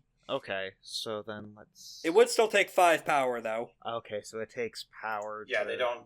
Lythander doesn't have enough power. So I will do... So... This is round 2, So and question, this is round 2. Is that Yep. an attack action for... Ugh. It's a gambit. It's a gambit. So I can use Shadow's Hands casting to get power and do that. Swift Hands casting is for pairing Build Will with another action. You could do a flurry. Yeah, I think I'm gonna do a flurry there. It's a 2-die penalty. 3 die, but if you do a stunt, that reduces it to 1. And you have double 8s on... Wow! So that would be 6, 7, 8, 9, 10 successes. wait. So I gain 7 power, putting me to 10. Oh, wait. Putting me to the cap. What's up? What's up, Aura? Did I say my soak was 4 before? I meant to say it was 6. Goodness. I was counting. I was counting it on the. I forgot to count it on the sheet because the regular soak is 1 + 1 if fortitude is above 3. So you only take And it 1 is. health level of damage then. I only take 1 from. I only took 1 health level of damage from Okay, Tepet Etep's so- attack. Sorry, that was just a Yep, retro. all good. I'm going to then use my 5 power to break 1 out. You still need to make your choice of a navigate, close combat, or sagacity roll. Difficulty 5 to free them. Good. You get the double 8s on this one though, because you're hidden completely. Cool. I gained the power, but I couldn't break him out. Cool. That You'll, if you want to, you could stunt. that's not going to help. I would need 3 successes. Well, you have double 8s, so it might. Yeah, There's- you currently have. Okay. have. Ooh, you get Wow. it. So I'm going Yeah, to just- use the. as so I'm long gonna as be, you- injecting the cooking utensils to cut them free from the vines. Oh right, Deus Ex. Chekhov's chopsticks. Oh my goodness. So which one are you? Which one's the furthest away? The furthest away one would be the duck. Ah, thank you very much, me laddie. Shh. Go help the others. Now hold up. I'm in a crippling amount of pain right now, and fuck. What is Scourge's name backwards? Oh, hold on. Igor's. Monsa Igors will Alright. need a little bit more time to get his gear in order. I almost died, laddie. Aladus's bit comes back to haunt him again. I was about to say, I can't believe this entire thing is unraveling because I made a silly, stupid character for an April Fool's joke Last year. last year, and it's still unraveling at the seams. I have plans for this year's April Fool's Day joke next session. Oh boy. Alright. You have successfully freed Monsa Igors. This was not meant to be taken backward, but we're dealing with it. Igors. There we go. Just Igor from Persona, but plural. Mhm. With a C at the end. Or near As the the duck folk wipes the pollen off his face and his bill, you see a infernal cast mark glimmer atop his brow for a moment. Give me a moment for the breath of war, and then I'll be able to give you some old help here. You have saved Scrooge McDuck. Well done.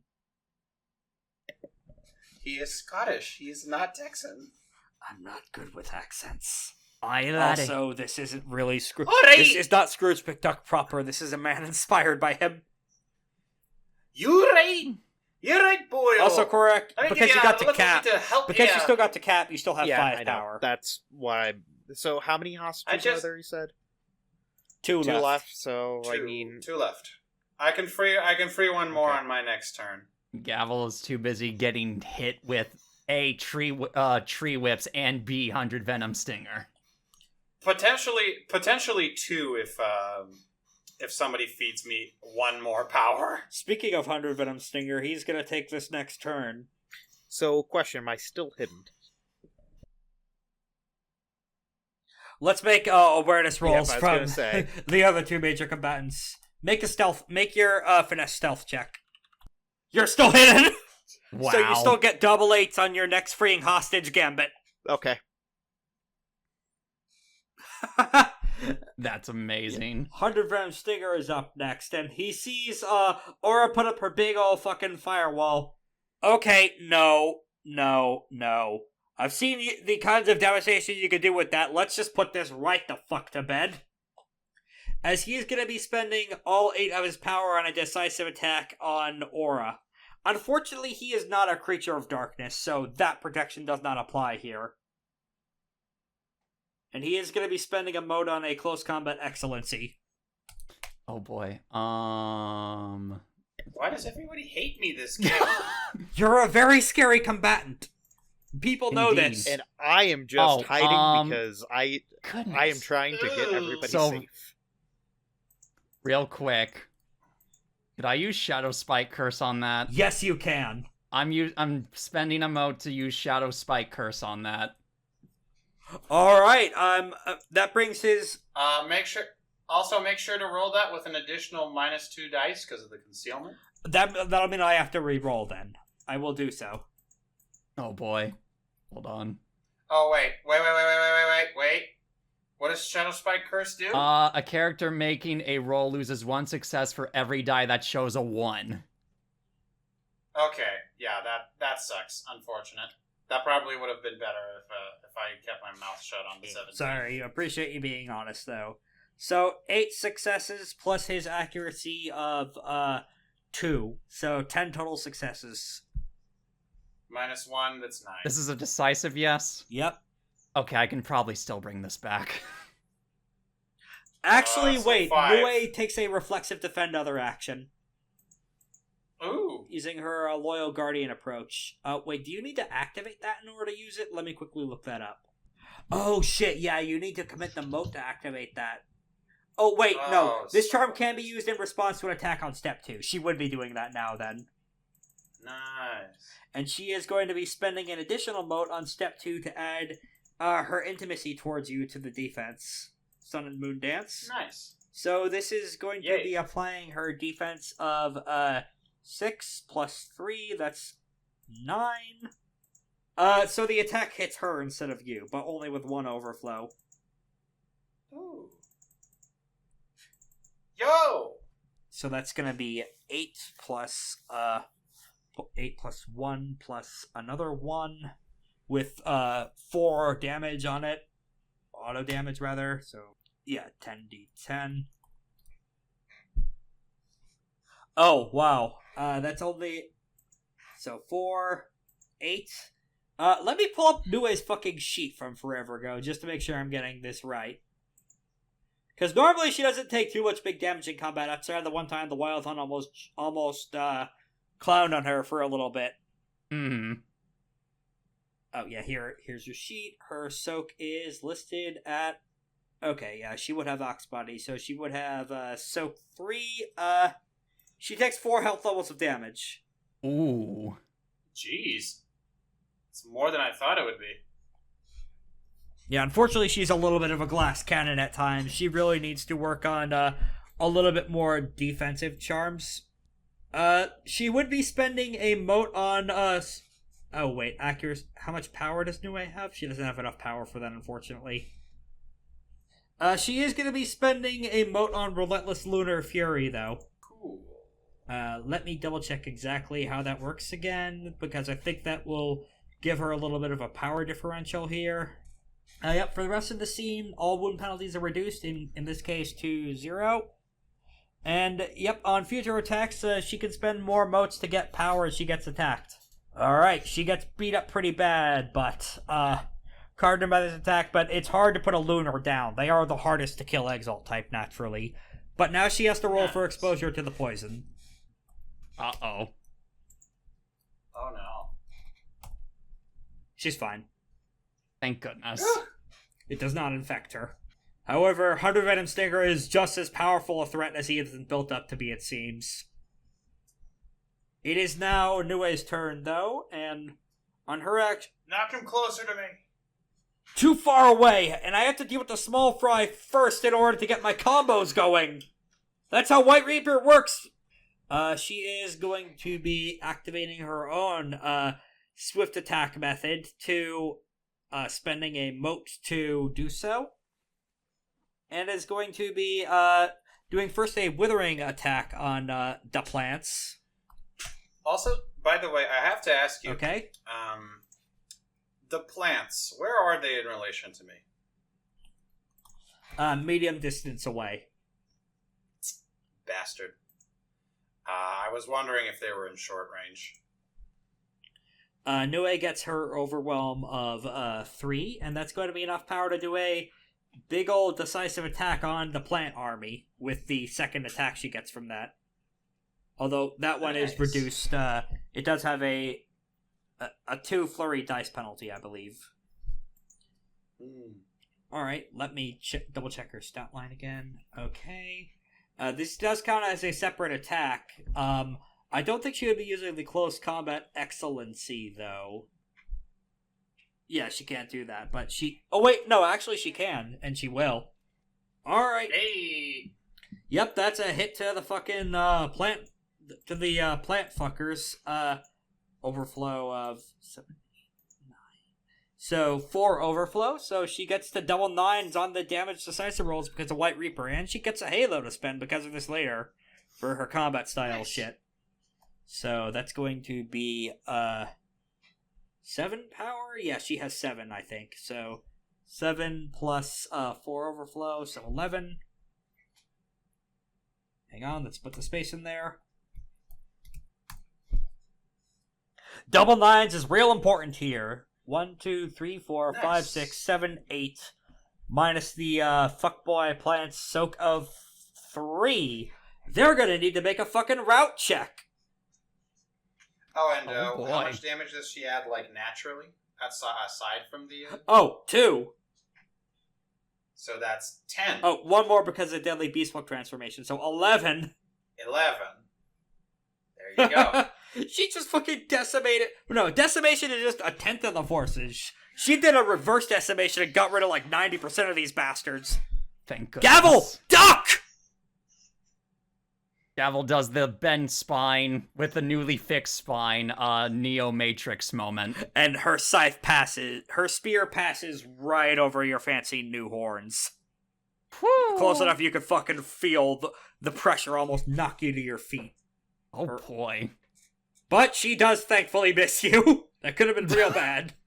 Yes. Alright, yeah, Planty, their commanding officer, Hunter Venom Stinger, is gonna need to make a route check.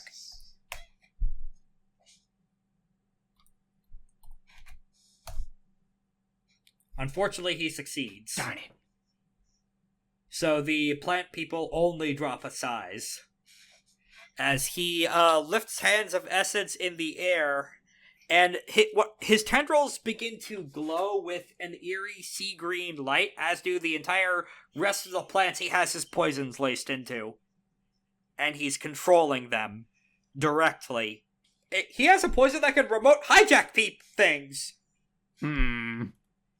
Unclear if it works on people, though, given that Nue succeeded at the resist check. Thankfully. Alright, has anyone not gone this round? Nue went, Lythander went, I went, Gavel didn't go. And... Did I not? Oh no, you did, but unfortunately he ejected the intimacy, which may prove useful in future rounds, though. Maybe. Because now he has depending. no relationship to this man. And there's also his second turn, I think. Yep. Oh yeah, they get a second turn to use, so, Stinger's gonna fucking go again in that case, then. As he is going to, he's gonna use the Castle Lunar advantage of also picking a attribute plus ability roll iconic to his character. Of, being a giant poisonous fucking kaiju. As a result of that, he is going to start hitting dice caps regularly on this. Oh boy. Withering attack on Gavel, just to keep the pressure further on. So that's gonna be no excellency, but the bonus will be given from that anyway. From the castless lunar stuff. Overwhelm. Alright. Yeah, overwhelm 4. I should note, once this army is dealt with, both Etep and Stinger's damage and accuracy go down. As a result of the hairier quality from the demon plants being gone. Oh. Yep, he spent all 8 of his power on that, I believe. So, yep, he's just back up to 4 again. Alright, it is now round 3. Who wants to go first? Do you want me to attempt to free somebody else quick and... Yeah, go ahead. Oh, no, I'm just asking the party if... Oh, okay, the party. I'm a voice in the sky. I don't have control over characters. What are you thinking, Lythander? I am actually thinking of going over and freeing the second person. So that there's only one and minimize casualties. That would be very good. I just need somebody else to free the last person. I could do that. And I could do my silly little possible plan. Alright, so I'm going to... Do you mind if I take the first turn to do that? Because That's because fine. if I do that now, that does... if I fail, it changes the trajectory of what we need to do. Okay. I don't think I fail. I flipped 10, open to the recording 11, tab. 12, 13, Oh my 14, god, the 15 double... successes? Yeah. Those double 8s really came into handy. I don't even think I shouldn't need the double 8s here. That's a natural 9 successes. Technically you don't. Yeah, that's just are you freeing the still. pirate or the fully concealed person? The fully concealed person. The fully concealed person appears to be a jade cast alchemical. It's LCD. Excusez-moi. What are you doing here? I was here scouting out missions for the boss. Are you strong enough to rip a pirate free? He is a similar level of wounded and winded as a result of the massive hell compression as Mr. Igor's. That's fair. That's fair. I feel sorry for the pirate now. Oh no. You see Vine starting to crawl close to her mouth. I should have saved Red from hit attraction Pirates of the Caribbean at Walt Disney World. Oh, you don't want to go there, lad. They're terribly anti-union. I know. Wait, what are you still doing here? You should have ran away. I'm recovering. Alright, enemy action. The playouts are going to be attempting to bring Gavel her fantasized doom. What's your defense, Gavel? My defense is 5. Alright, they're going to be spending 5 power to attempt a gambit on you to force feed themselves to you. Oh boy. Let's see. Actually, how would I be able to use Bulwark Stance? That would increase the power they would need to spend, but they would have enough for it.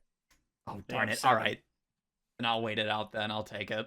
All right, let's see if weaponized vor works. Please no.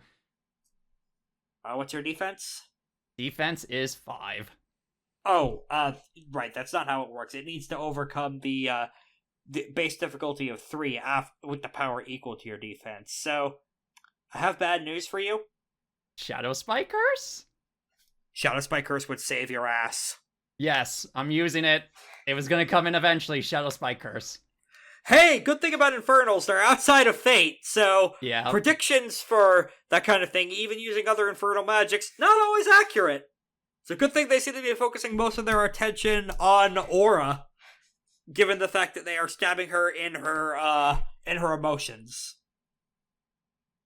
Fate's a little punk-ass bitch. You mean Tepet Etep? Yeah. In any case, I would imagine you catch it in your fucking teeth and then smack the side of your jaw to dislodge it. Pretty much. Alright, it's now player action. The plants. I would like to attempt to free. I'd like to attempt to free the pirate. All right. I'm going to reflexively aim here and perform my gambit, and then I will play. I will pay 1 power to perform a. Let's see. Revolving bow discipline. All right. I'm confident that I'll be able to use this attack as a vehicle for the gambit, because I have Phantom Arrow and I can't strike an unintended target. Which is real fucking useful when you're setting someone on fire magically. All right, this will give me 15 dice and 4 accuracy because the plants count as creatures of darkness. Yep, they do. That's going to be 1, 2, 3, 4, 5, 6, 7, 8, 9, 10 successes on freeing the hostages. All right, you managed to get, right as the roots are crawling inside of her mouth, you rip them, they burn away into ash, and she collapses to the floor. Why'd you save me for last? It just shook out that way, I'm sorry. Anyway, now to deal with your captor! And then I perform the second attack on Tepet. Is this decisive? You don't have enough power for that, I think. This is withering. Okay. I believe it would be. He's gonna block with his 7 fucked up goo elemental body. That's gonna be 1, 2, 3, 4, 5, 6, 7 successes. Goodness sakes. All right. That will get you 7 successes. 3 power. So probably your overwhelm. No, overwhelm of 5. All maybe. right, take your overwhelm then. God, my overwhelm is huge. Let me actually check. So my natural overwhelm is boosted from 2 to 4 thanks to artifact and flame, plus 1 more because of Phantom Arrow, and I believe plus 1 more because of Righteous Devil form. I believe so. Yeah. Let's see. It's wild. No, wait. Is it damage? Righteous Devil form? Yeah, damage, not act. It's not overwhelm. So it's only 5. I say only, but fuck. Yeah. Anyway, yeah, I'm back to 9 power after that. Mm-hmm. All right, that's my turn. I have done all the things that I can. All right. In that case, it is going to be We have successfully Good. freed the hostages. And question: am I still hidden? Yes. Wait, actually, hang on. Let's have them fucking Yeah, I roll was gonna again. say, Make another like, unless you opposed just stealth want to check. say yes, I'm okay with you just saying yes. No, let's keep this bit going. It's funny. All right, and do I have to roll a counter? Yep. Finesse plus stealth.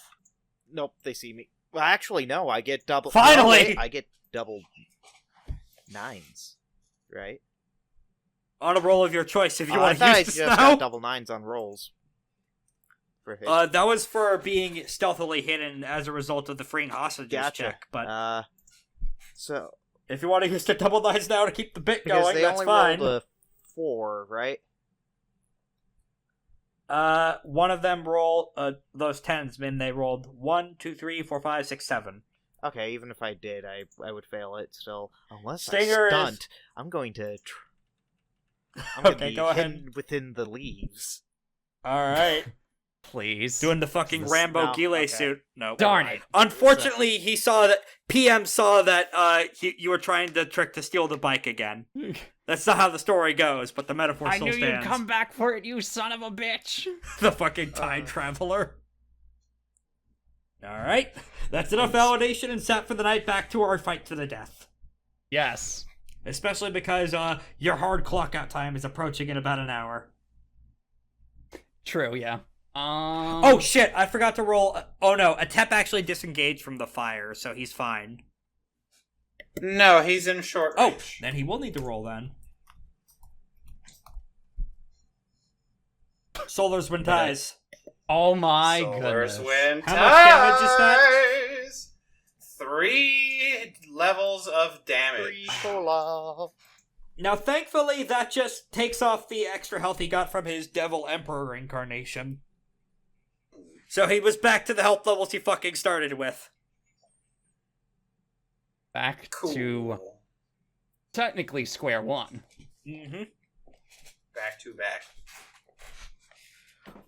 Top of the next round. Oh, no, not top of the next round. It's Etep's turn, I believe. Yes. He turns around, whirling towards Gavel. If you'd rather die than have... If you'd rather die, then I'd be happy to oblige yous! As he is going to spend, Gavel's defense is 5, I think? Yes. He's gonna spend 5 power to try the force feed gambit on you again, with all the plants surrounding boy. him. Alright. And unfortunately, he has a higher dice pool than they do. Oh, well then. Unfortunately, this time you are not able to, as he pries your jaw open with it. Remember what happens in My Hero Academia episode 1? Yes. That happens to you. Oh, lovely. As you, unfortunately, against your best efforts, swallow one of the corrupted Peaches of Immortality. You're going to start making resistance rolls against what just happened to you at the start of each of your turns. Or you'll start taking aggravated damage. Oh, I should know. Is death on the line? No, that was something. no death yeah, on the line. yes, death is on the line. Well, Why? all the players have to agree, so... No. Okay, then. Well, in that case... well, no, it would have to be already because they were going to kill the hostages. I mean for the player characters. Death for us. Because if that's the case, then Gavel would survive this no matter what, averting the fate, but dramatic injuries are still on the table, though. As is getting millennia shaved off your lifespan. Gavel's back gets broken again. Oh no. No. I know what. Don't worry. On my turn, I know exactly what to do. I'm gonna make for. I have a great scene idea. Okay, sounds good. All right. Who has it? Next up in round 3, player side action. Okay. I think it's you and Nue. Indeed. Well, I was going to do that, but then Tepet Etep decided to do that, so Gavel probably wouldn't do that anymore. Let me scroll up to the environmental hazards to find the comparable shit that is happening in your insides right now. I have an idea. On my turn, of course. That's not. That's on them. That's gonna be the next round, right? Yeah. Gavel, if you're gonna take the next action, I'm gonna need a difficulty 6, fortitude with your choice of integrity or physique. Well, they're both the same, so let's see. Fortitude plus those. Please, kind. What'd you say the difficulty was? 6. Oh boy, here we go.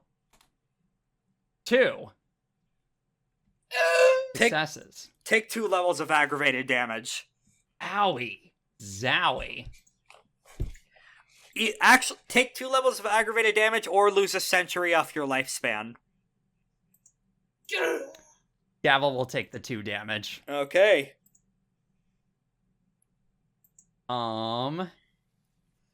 Well, since that's not going to work, we're just going to immediately As go you to feel the... the plates start growing inside of your fucking veins and trying to strangle the blood out from your system. Gavel, get over to me! I know how to fix I'll this! set you on fire! That should save you! Not quite, but sort of. You'll see. You'll see when I do it. How close am I to Aura, exactly? I would say short range. Okay, cool. Whoa, short range. Does that mean you Get on my accidentally feet. set Aura on fire?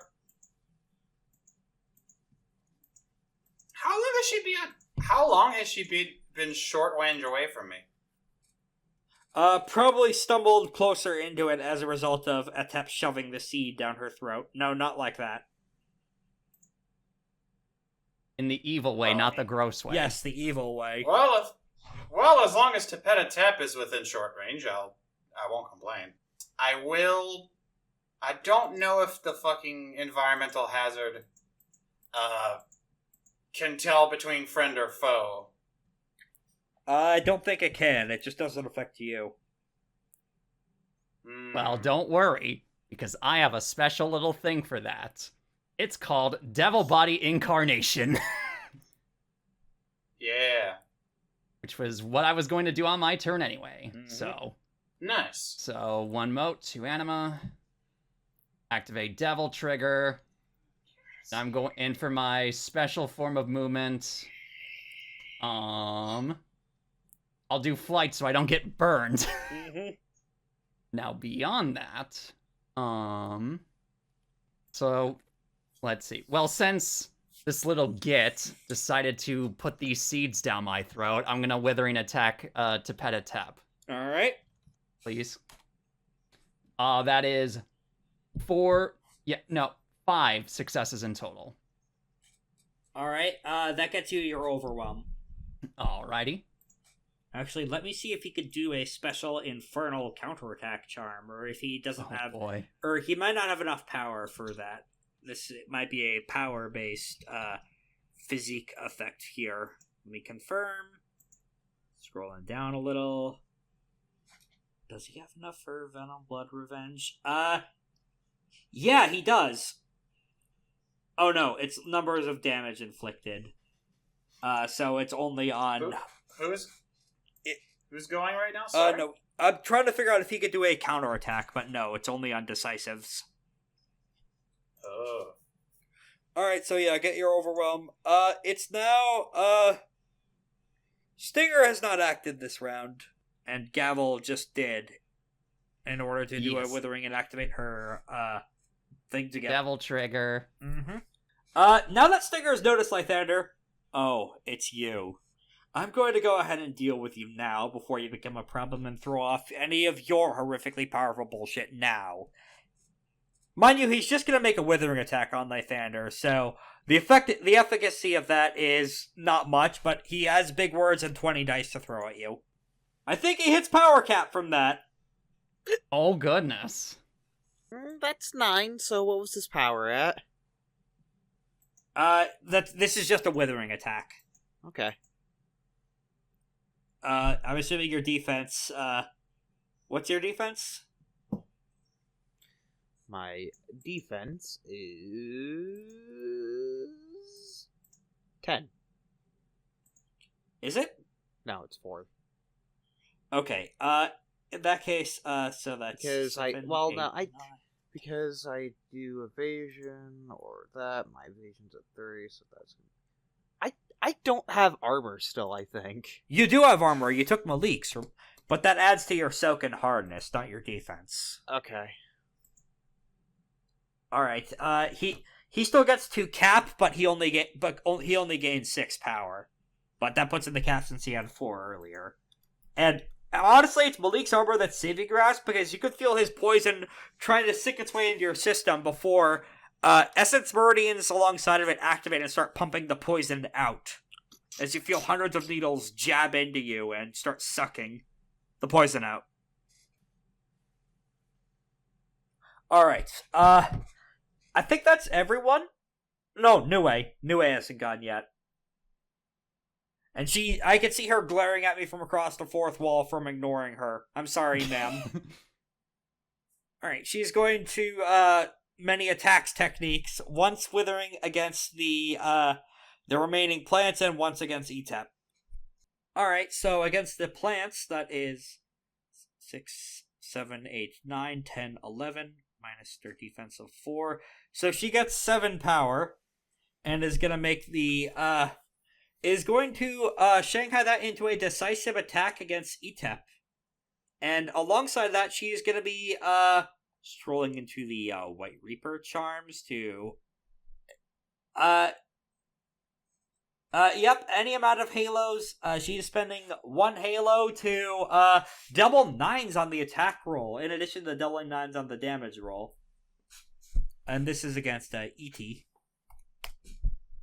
So, oh wait, that's on step 3 of the attack. So she's going to close combat excellency with the second attack to offset the flurry penalty.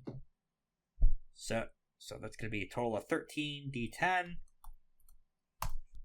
Oh my!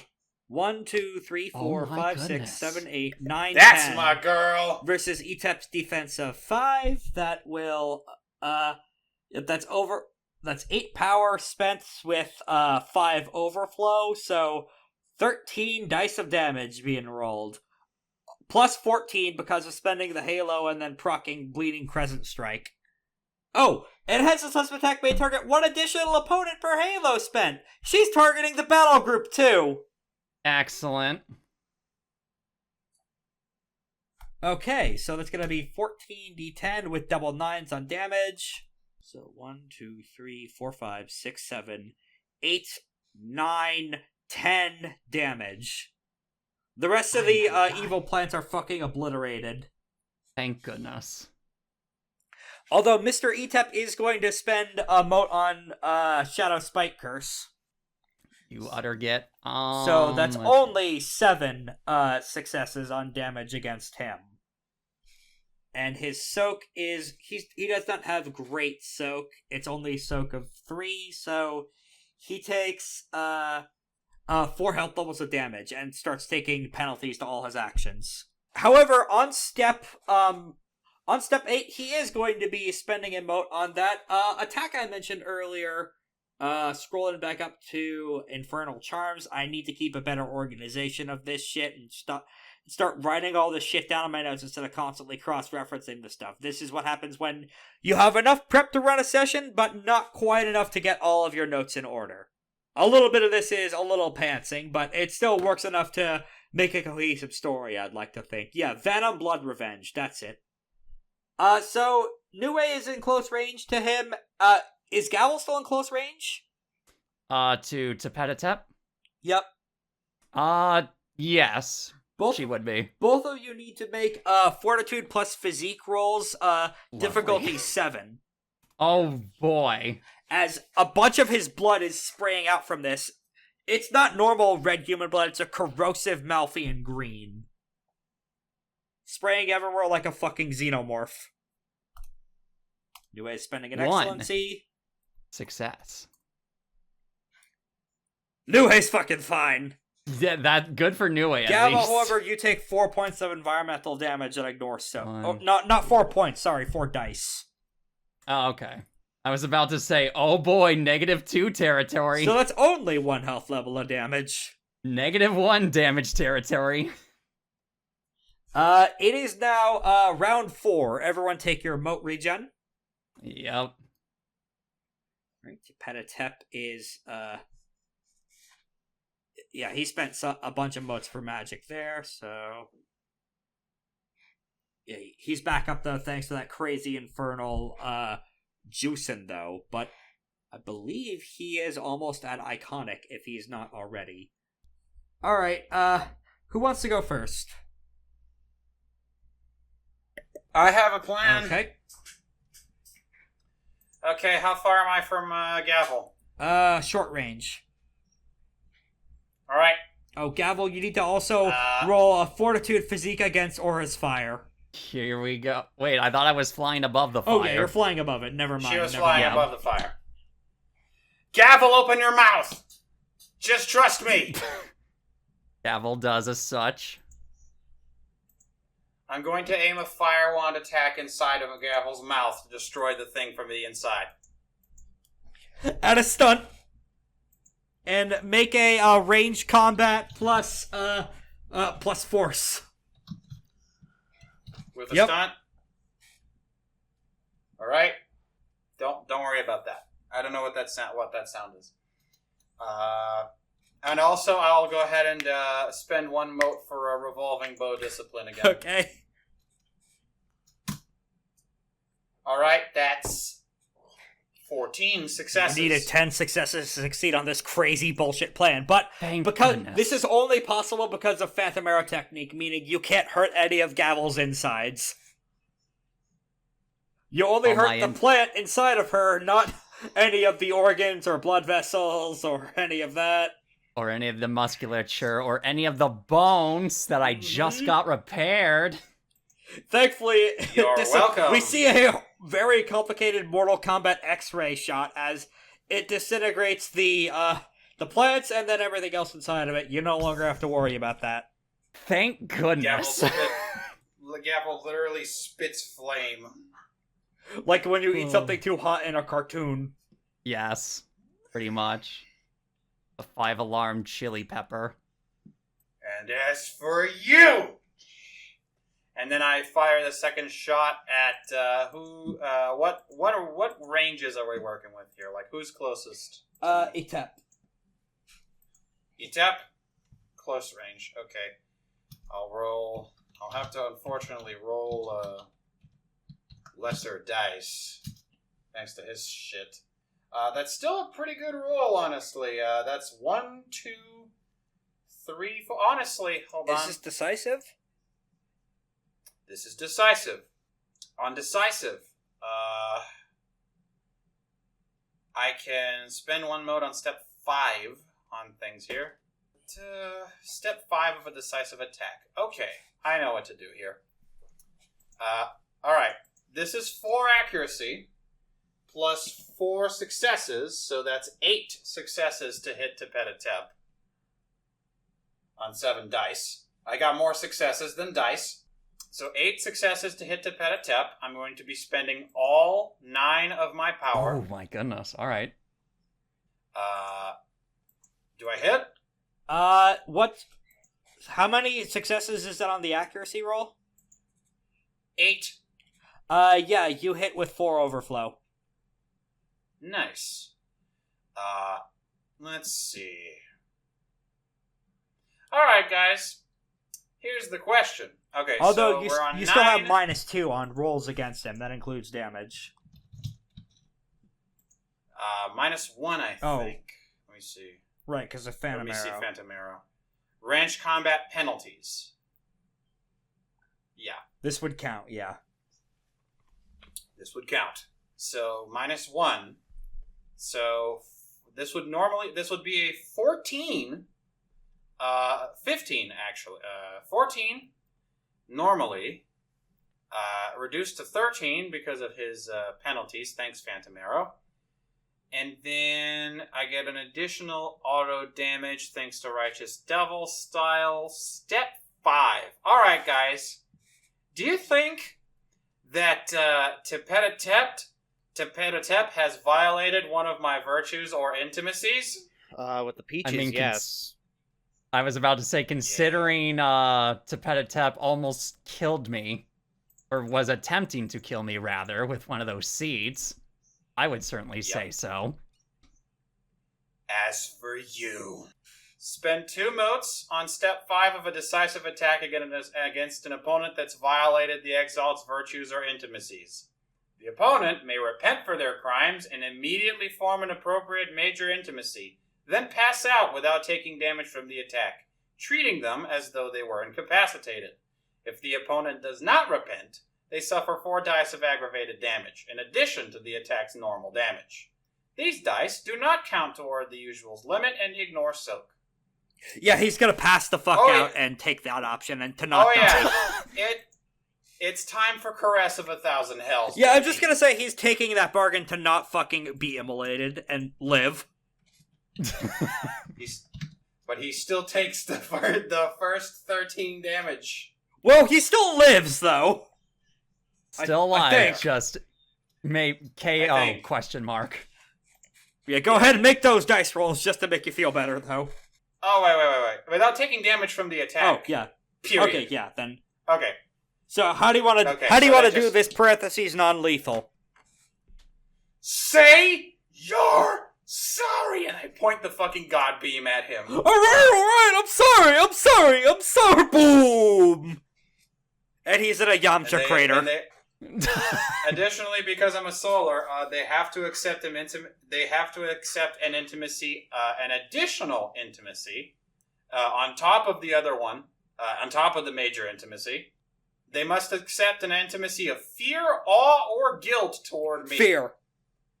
Yes, good. Fear. He does not have no fear. He does feel pain. And It can be felt. It can be beaten. And what other major intimacy do they take? Related to their what's the other major intimacy context? They say the opponent may repent for their crimes and immediately form an appropriate major intimacy. Then pass out without taking damage from the attack, treating them as though they were incapacitated. Appropriate major intimacy. The Peaches of Immortality. Parasitic peaches should only be used on our enemies, not our peers. I'll take that. That's as close as you're gonna get, I think. For the crime of attempting to siphon the life force out of these innocent people. Say you're sorry! Whoa, alright, I'm sorry. Bump. If only everybody reacted that way when I pointed the god beam at him. I'm not going to react that way when you point the god beam at me. It's a stinger in the corner. And then there was one. Alright, it's 100 Venom Stinger's turn. 100 Venom Stinger's gonna spend 10 power to leave. Oh, is that so? Oh. Is there any way for us to prevent him from leaving peacefully? You could try, as he is attempting to do this. Literally fade out. Mm-hmm. What do we need to roll to... I have a suggestion if you want to cast Nightmare Jungle Flourishing or the Star Spell. I do not have the required will to do so. You could build the will on your action before he could peace out. Oh! Okay, we saved all the hostages and... Yes, you did. Okay. So we're on turn 4 then. Mm-hmm. Alright, I will Shadow's Hand casting then to try to build will here. Yeah. I think I have enough will now. Alright, you want to cast Wheel the Turning Heavens then to hypnotize him? Yeah, and I'll still have more than enough will to cast anything else. Mm-hmm. I was at 5 will. I am now at 8, 9, 10, 11, 12, 13, minus 3. Yeah, I'm still at 5 will. Alright. So, I should note, he is still going to no, try I'm and do at that. 6. Not... Let me check how that spell works, because this doesn't completely stop him. It would complicate his escape. It means he has to make a difficult roll, I think. Let me double any check how sentient that creature charm... who can perceive the display, forget, and forego their current actions, staring in mute awe of the sky. Exalted and other essences wielders may break free with a Force plus Integrity roll, difficulty 6.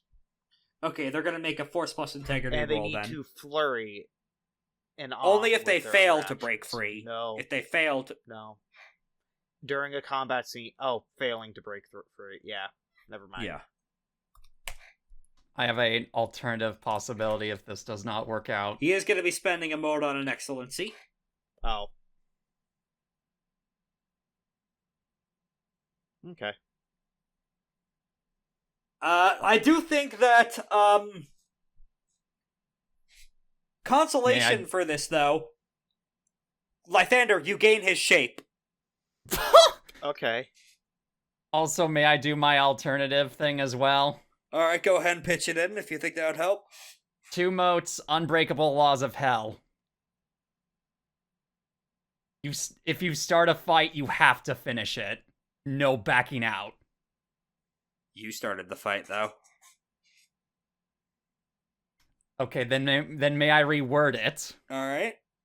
If you willingly participated in a fight, you must finish it. They were just self-defending. Oh, goodness sakes. How about this? If you attacked someone, you gotta finish the fight. How about this? If you're going to start a war, if we're going to take part in a war, then give us another chance to end it without direct confrontation. Well, that would mean he still gets... Name a time. Oh, go ahead. Name a time. Name a place, and we'll get some terms in order. Okay, schedule your war. Oh boy. Schedule a press conference so that we don't have to do war. Asterisk, yes. Okay, that gives you leverage over him. And Lythander, he still gets away, but you do get his shape. Okay. And you get, because of memory, and you could commit a mote for memory drinking meditation if you want, which would get you a fucking lot of information about what this guy wants and what his plans are. Okay. Alright, we'll save the revelations on that for after this fight then. So, as, I'm assuming you're going with what, Aura pitched? Yes. Yeah, if you start a fight and leave, you need to finish addressing your concerns later in a speech. You cannot leave your war unfinished. Yes, I can agree with that. Peacefully or otherwise, you need to end it. Okay, gotcha. As he rolls his eyes and I'm not falling for that sorceress spell. Fine. I'll send a messenger later. Consider this investment pruned and I'll be on my way. Could very much kill all of you now. I just don't feel like it. Humph! Prick. You know, I don't think he could kill all of us now, Nue says as he turns into something too small to see with the naked eye and flies away. Hmm. So we totally won that, right? He just bitched out? Yes. You alright? In about... Yeah. In time, I suppose we will be. Man, am I glad that plan worked. I was getting real scared. Heard you were going to turn into a tree there for a second. Well, thanks to you, that wasn't the case. You are now the FateBreaker. Badoom tish. And it seems that much as my fellow siblings of the Infernals, I appear to have escaped my fate. So, Lythander, as a quick note, you need to take one of your target's intimacies towards an individual character. You need to take one of 100 Venom Stinger's intimacies towards someone. Oh, wait, hang on a second. Let me read this out in full. Spend one or more motes when the Lunar completes a sacred hunt to take a human shape. She also takes one of her target's intimacies towards an individual character, gaining it at the minor level. She must be aware of the intimacy beforehand. As long as she's in the target's shape, she has access to all memories related to the adopted intimacy. The Lunar may expend multiple motes when using this charm to gain multiple intimacies from the same target. Okay. Oh, did you purchase any of the upgrades to just get general memory access, or did you only purchase that charm? Okay, then you could spend 2 motes to gain general access, along with one adopted intimacy. So you do need to pick... What character do you want to pick an intimacy towards? What are my options? Any character previously met in the campaign, because Hunter Venom Stinger has a lot of his tentacles in the pie, so to speak. Does he know any of the higher-ups that are in the Dragonborns? Yes, he has a intimacy towards the Rani Satrap. That's who I'll take the intimacy towards. Mm-hmm. Uh, Okay. Unless... write me down another... anybody else has a sorry. different option. No. I think that's about good. I just wanted to write down another long-term goal. You know... So you remember... You first, sorry. Oh, sorry, go ahead. You don't have an intimacy of, Rani Satrap of Prasad. Psychosexual interplay of sex and violence. What? Ugh. Huh? Damn, he was getting freaky for real, huh? You could vary this into a non-sexual tinge if you would rather. Let me know if you want to have the horny enemies to lovers to enemies to lovers to enemies to lovers cycle, or if you could want to take a platonic direction, that's fine too. Platonic, I guess. Okay. But yeah, write me down another, In that case, you probably have a relationship similar to the one between Light and L with her now. Okay. Of deep respect for someone while also being fucking hating their guts. Okay. All right, now what was? All right, Chills, you're up now. Well, yeah, I was just gonna say.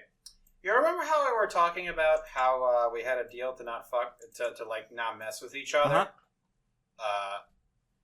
So I figured out a way where we can that we can void that and use that to our advantage next time.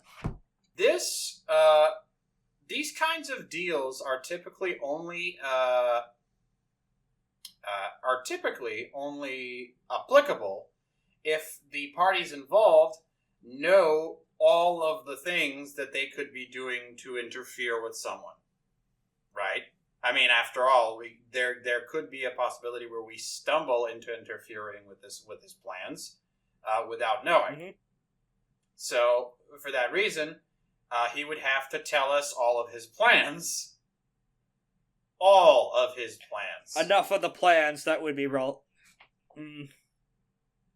even the secret ones. So, if he wants to keep us off his hair, he has to tell us literally everything. Okay. Oh boy. Interesting. All right. Let's put a pin in that.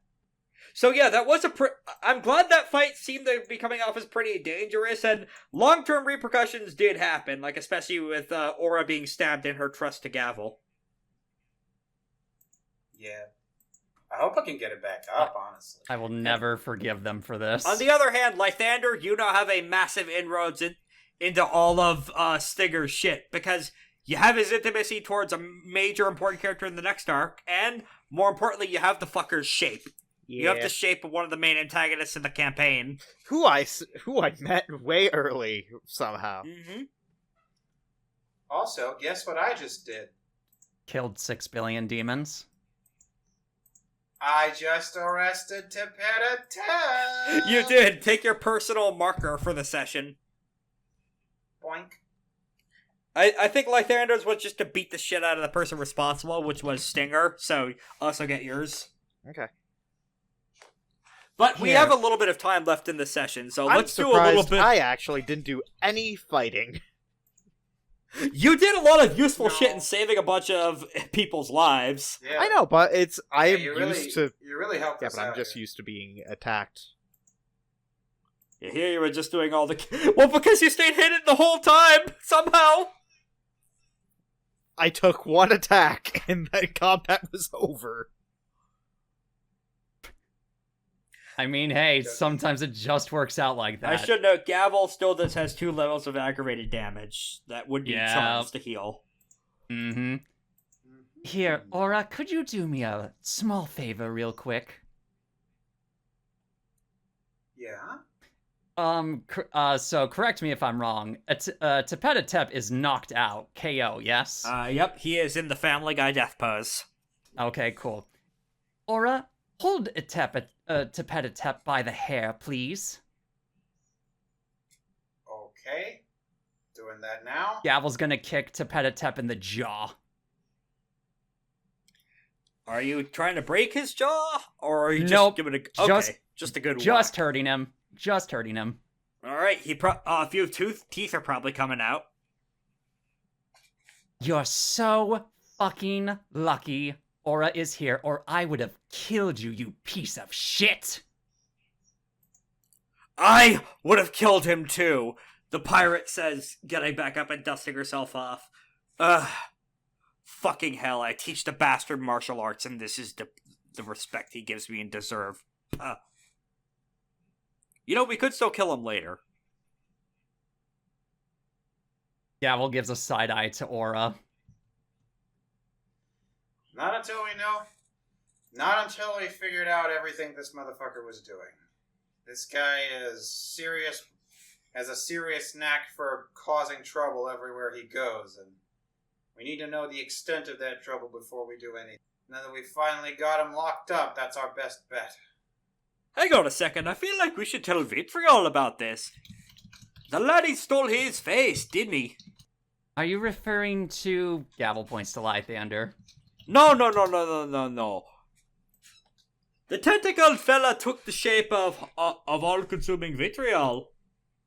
Oh yes, that is an issue. Should probably let him know he's had a wee case of identity theft. That would be quite prominent. I'm sure they would like to know, yes. Alright, Lythander, if you want to use that charm to treat aggravated damage on Gavel, feel free to do so now. It's just 2 health levels, so Sure, I'll do that. would be super difficult. Yeah. Alright, you do need to succeed on a roll for that, though. Alright, what roll do I need to do? Save me, Seymour. Equal to the total levels of damage of the patient's health track. How much is that, Gavel? How many what? How many health levels of damage do you have? I Well, got it doesn't matter, you clear 9 it. successes. Oh, cool. Doesn't matter, Awesome. Uncle Ben. Lythander fixed them both. Thank goodness. I also sharpen your horns. Ooh. I forget, did we decide on a shape for the horns? Did we decide? Or yeah, we Dealer's decide on choice. goat. Or yeah, it was, I think I said ram horns, yeah. Yeah. Given Gavel's nature. Mm-hmm. And that's Lythander's spirit shape, too. That makes sense, actually. Mm-hmm. Alright. Actually, thinking about it, I don't think that anybody who might have stolen your shape before will have those horns. So that means That's true. that we can use that. That's a as point of funny that's a little point of thing. fact. Where Yeah, it only works at the time when you've taken someone's face in case any Lythander major puts a physical hat changes on happen. Gavel's head. Is it a conveniently shaped army general hat? Which may or may not have a red star on it? Sure, but it hides the horns. No, Okay. I was thinking it was this hat. Crazy top hat. Thank you, Speedwagon. Thank you, Zeppeli. Hell yeah. Oh yeah, I forget. Yeah, Zeppeli. Rest in Speedwagon. peace. We only knew you for like 3 episodes. Indeed. Oh, yeah. It's at this point when, hobbling up to you, still very slowly healing from the peaches of his own, Ball strides up to you, 8 feet tall and covered in assorted wounds. So, I should probably mention that Tepet Etep was your opponent in the semis. Oh no, guys, I realized something very important that we didn't say. What happens now? What? Today's the day Mr. Krabs fries! Fries. For a second, I yes. thought you said there was a problem with the recording or second, but no, we're good. No, the meme. Okay. Thank you, dates and movies. Yeah. So, I think you get on to the finals in a bye. Well then. I suppose that just gives me and the troops more time to practice. Yeah, I'll go ahead and, Oh, hey, you saved one of my You saved one of my teammates. Thanks. Come on, LCD. Oh, right. Yeah, I did sign that contract. Sorry, I almost died, so I was... Yeah, no, I get it. Go get some rest, man. You'll need it. Oh, by the way, Mind Over Body Orator says that, he wanted to have some further consultation on the matter of El Dorado. See what you know about it in hopes of, dealing with it in the future. Oh, we'll be in touch about that after the game, though. For now, you did get poked pretty bad, and you're gonna need a little bit of bed rest for the old healing factor to kick in. And did you want me to do the... Yeah, go ahead and get started on doing the thing to the Iolda to turn him into the ball. Right, gotcha. I'll go ahead and spin up the old engines, and you see parts of LCD's body begin to glow and ripple as crystal and gears begin to whirl and emerge from hidden compartments all over him as he makes what I can literally describe as the fucking Ghostbusters containment device. Or the ghost trap. Yep. Here it is. Thank you, Paul Rudd.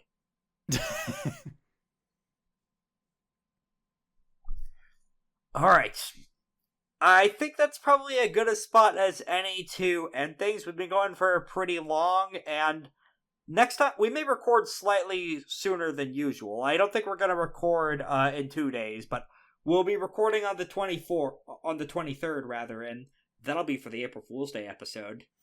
Oh boy. It's going to be a very silly, very wacky finale, and a very indignant way to end Iolda. Oh, okay. The exact way to die he would hate the most.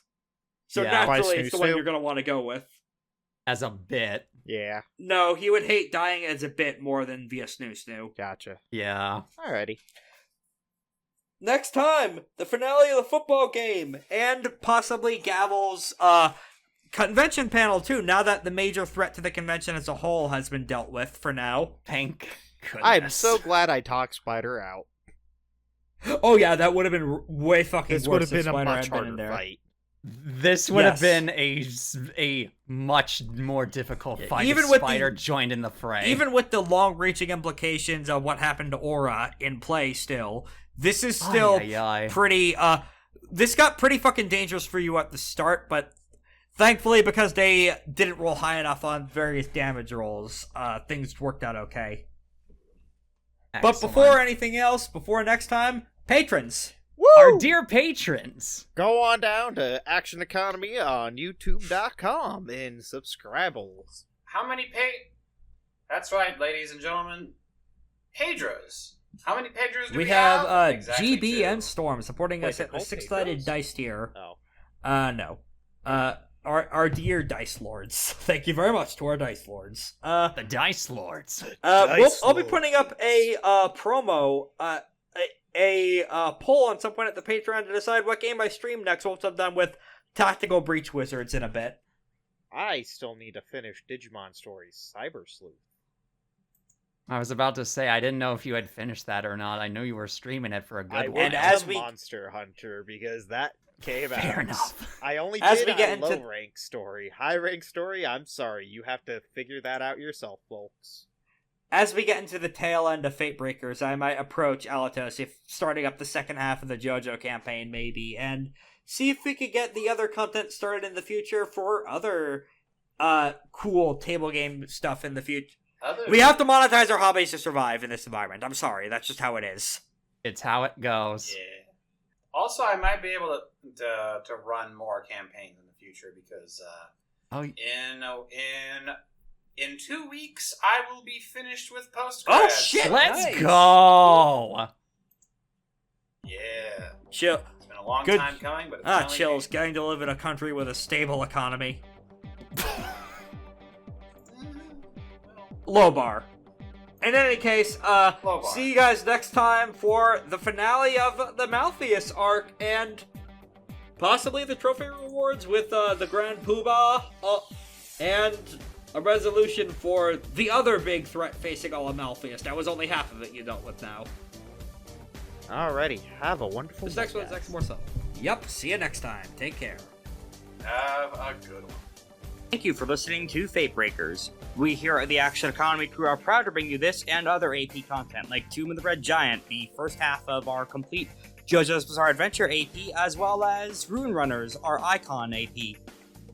We'll also have a Patreon by the time you hear this. If you like what you've heard so far, feel free to drop us a little bit of money if you can afford to do so, and we could bring you even more content in the future. APs live and die by word of mouth, so if you liked us, please drop us a follow, like, share, retweet, whatever you could think of to help us out. We are excited to bring you more bi-weekly content in 2 weeks from now for the next FateBreakers, and other episodes time permitting. See you then.